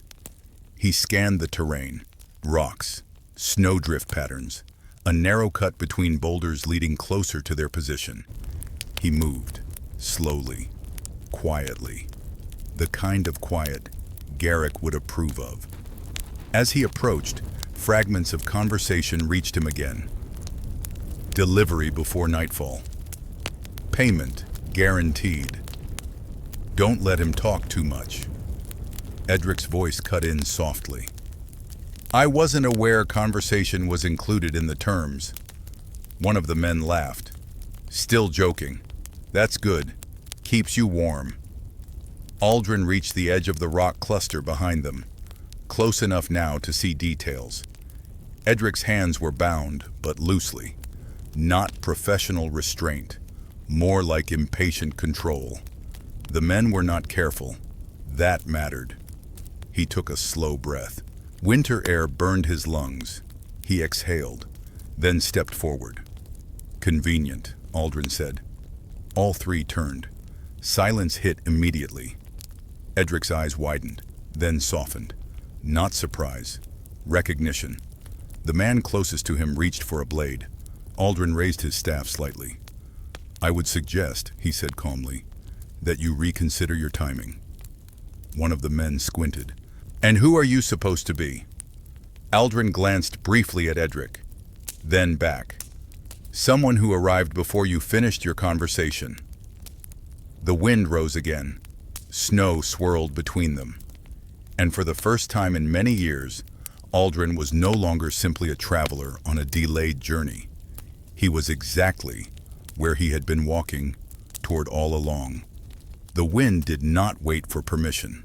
It shoved through the basin, twisting snow into thin blades that cut visibility down to shifting fragments of white and gray. The world narrowed instantly to breath, posture, and the fragile distance between three men who thought they had control, and one who had just decided otherwise. Aldrin did not move closer. He did not move back either. Stillness, he had learned, could sometimes be louder than action. The man who had reached for his blade stepped forward first. You've got poor timing, he said. I've been told that before, Aldrin replied. Walk away. That would depend on where I'm standing. Edric's eyes stayed on Aldrin, not fearful, not pleading, focused. As if he were watching a problem he already understood begin to unfold in the correct direction. The second captor tightened his grip on the rope. We don't want trouble. Then you've chosen an unusual profession, Aldrin said. A pause. The wind filled it. The first man spat into the snow. This isn't your concern, Edric spoke quietly. It is now. The tone changed something in the air. Aldrin stepped slightly to the left, placing himself where the rock slope narrowed their movement options. Not attack, not defense, position. Garrick's lessons echoed clearly in his mind. Never trust what looks solid. Never rush what can be read. And most importantly, listen to what the land is already telling you. The land here was speaking plainly. Exposed ridge, loose footing, wind direction against the captor's balance, one poor step away from instability. Aldrin lifted his staff. I'm going to make a suggestion, he said calmly. I'm tired of your suggestions, the first man snapped. That's unfortunate, Aldrin replied. This one is simple. He pointed slightly downhill. Step back, all of you, slowly. The men hesitated, not because they agreed, because confidence, when unearned, often pauses before it breaks. Edric shifted his weight just slightly. The rope slackened. Aldrin saw it. Enough. He exhaled. Then he moved, not toward them, not away, into the slope beside him. His boot struck packed snow at an angle Garrick had once warned him about. The crust gave, perfectly. The snow collapsed in a sudden slide, not a trap, a release. The ridge beneath the captors destabilized just enough to shift their footing. The first man stumbled backward. The second grabbed for balance. Edric dropped with them, deliberately, rolling his shoulder as the rope loosened further. Aldrin did not wait. He closed the distance in 3 steps, staff striking downward. Not at flesh, but at rope. A sharp snap of tension. Fibers broke. Edric's hands were free. "About time," Edric said mildly. "Still joking?" Aldrin replied. "It helps." One captor regained footing and lunged. Aldrin stepped aside, redirected the motion, and the man slid past him into deeper snow, losing balance completely. The second drew a blade fully now. Edric sighed. "I was hoping for negotiation." "I did try," Aldrin said. The wind roared. Edric picked up a loose stone, then threw it, not at the man, but at the packed snow beneath his boots. A small, precise strike. The surface collapsed again. The man went down hard, blade buried harmlessly in snow instead of in tension. Silence followed. Only wind remained. Then slowly the realization settled. The captors were not injured. But they were also no longer in control of anything except their pride and their ability to reconsider their choices. The first man scrambled up, anger replacing confidence. "This isn't over," Edric cut in gently. "It is for today." Aldrin stepped forward just slightly. The man looked at him. Then at the slope. Then at the distance between bad decisions and survival. He swore under his breath. Both men retreated into the shifting snow, disappearing into the basin with the grudging speed of people who had finally understood they were not the main characters in this particular story. The wind swallowed them. Silence returned. Edric exhaled slowly. "Well," he said, brushing snow from his sleeves. "That was dramatic." Aldrin stared at him. "You're surprisingly calm." "I've had practice being tied up and mildly inconvenienced." "That is not reassuring." "It's character building." Aldrin stepped forward. For a moment, neither moved. Then Edric gave a small shrug. "I assume this is the part where you say something meaningful." Aldrin hesitated. Years of silence pressed against his throat. Everything he had carried, the letter, the carving, the storm of regret, rose at once. He opened his mouth. Nothing came. Edric watched him patiently, then smiled faintly. "Still overthinking sentences, I see. That broke something." Aldrin let out a short breath that was almost laughter. "I wrote you a letter," he said finally. "I assumed. I never delivered it. I also assumed that. You assume a lot. It's one of my talents." Aldrin reached into his cloak. The leather pouch felt lighter now.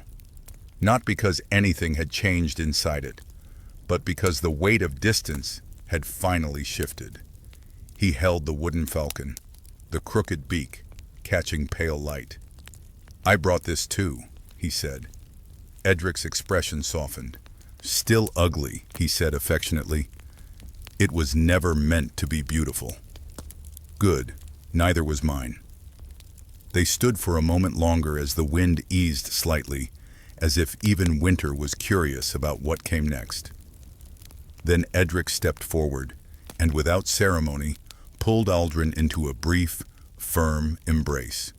No words, no apology, no explanation, just presence.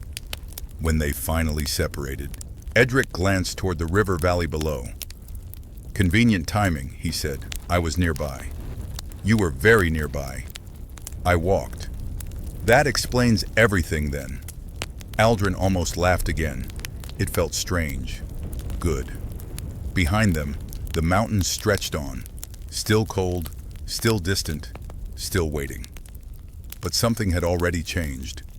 The journey was no longer about finding someone lost in winter.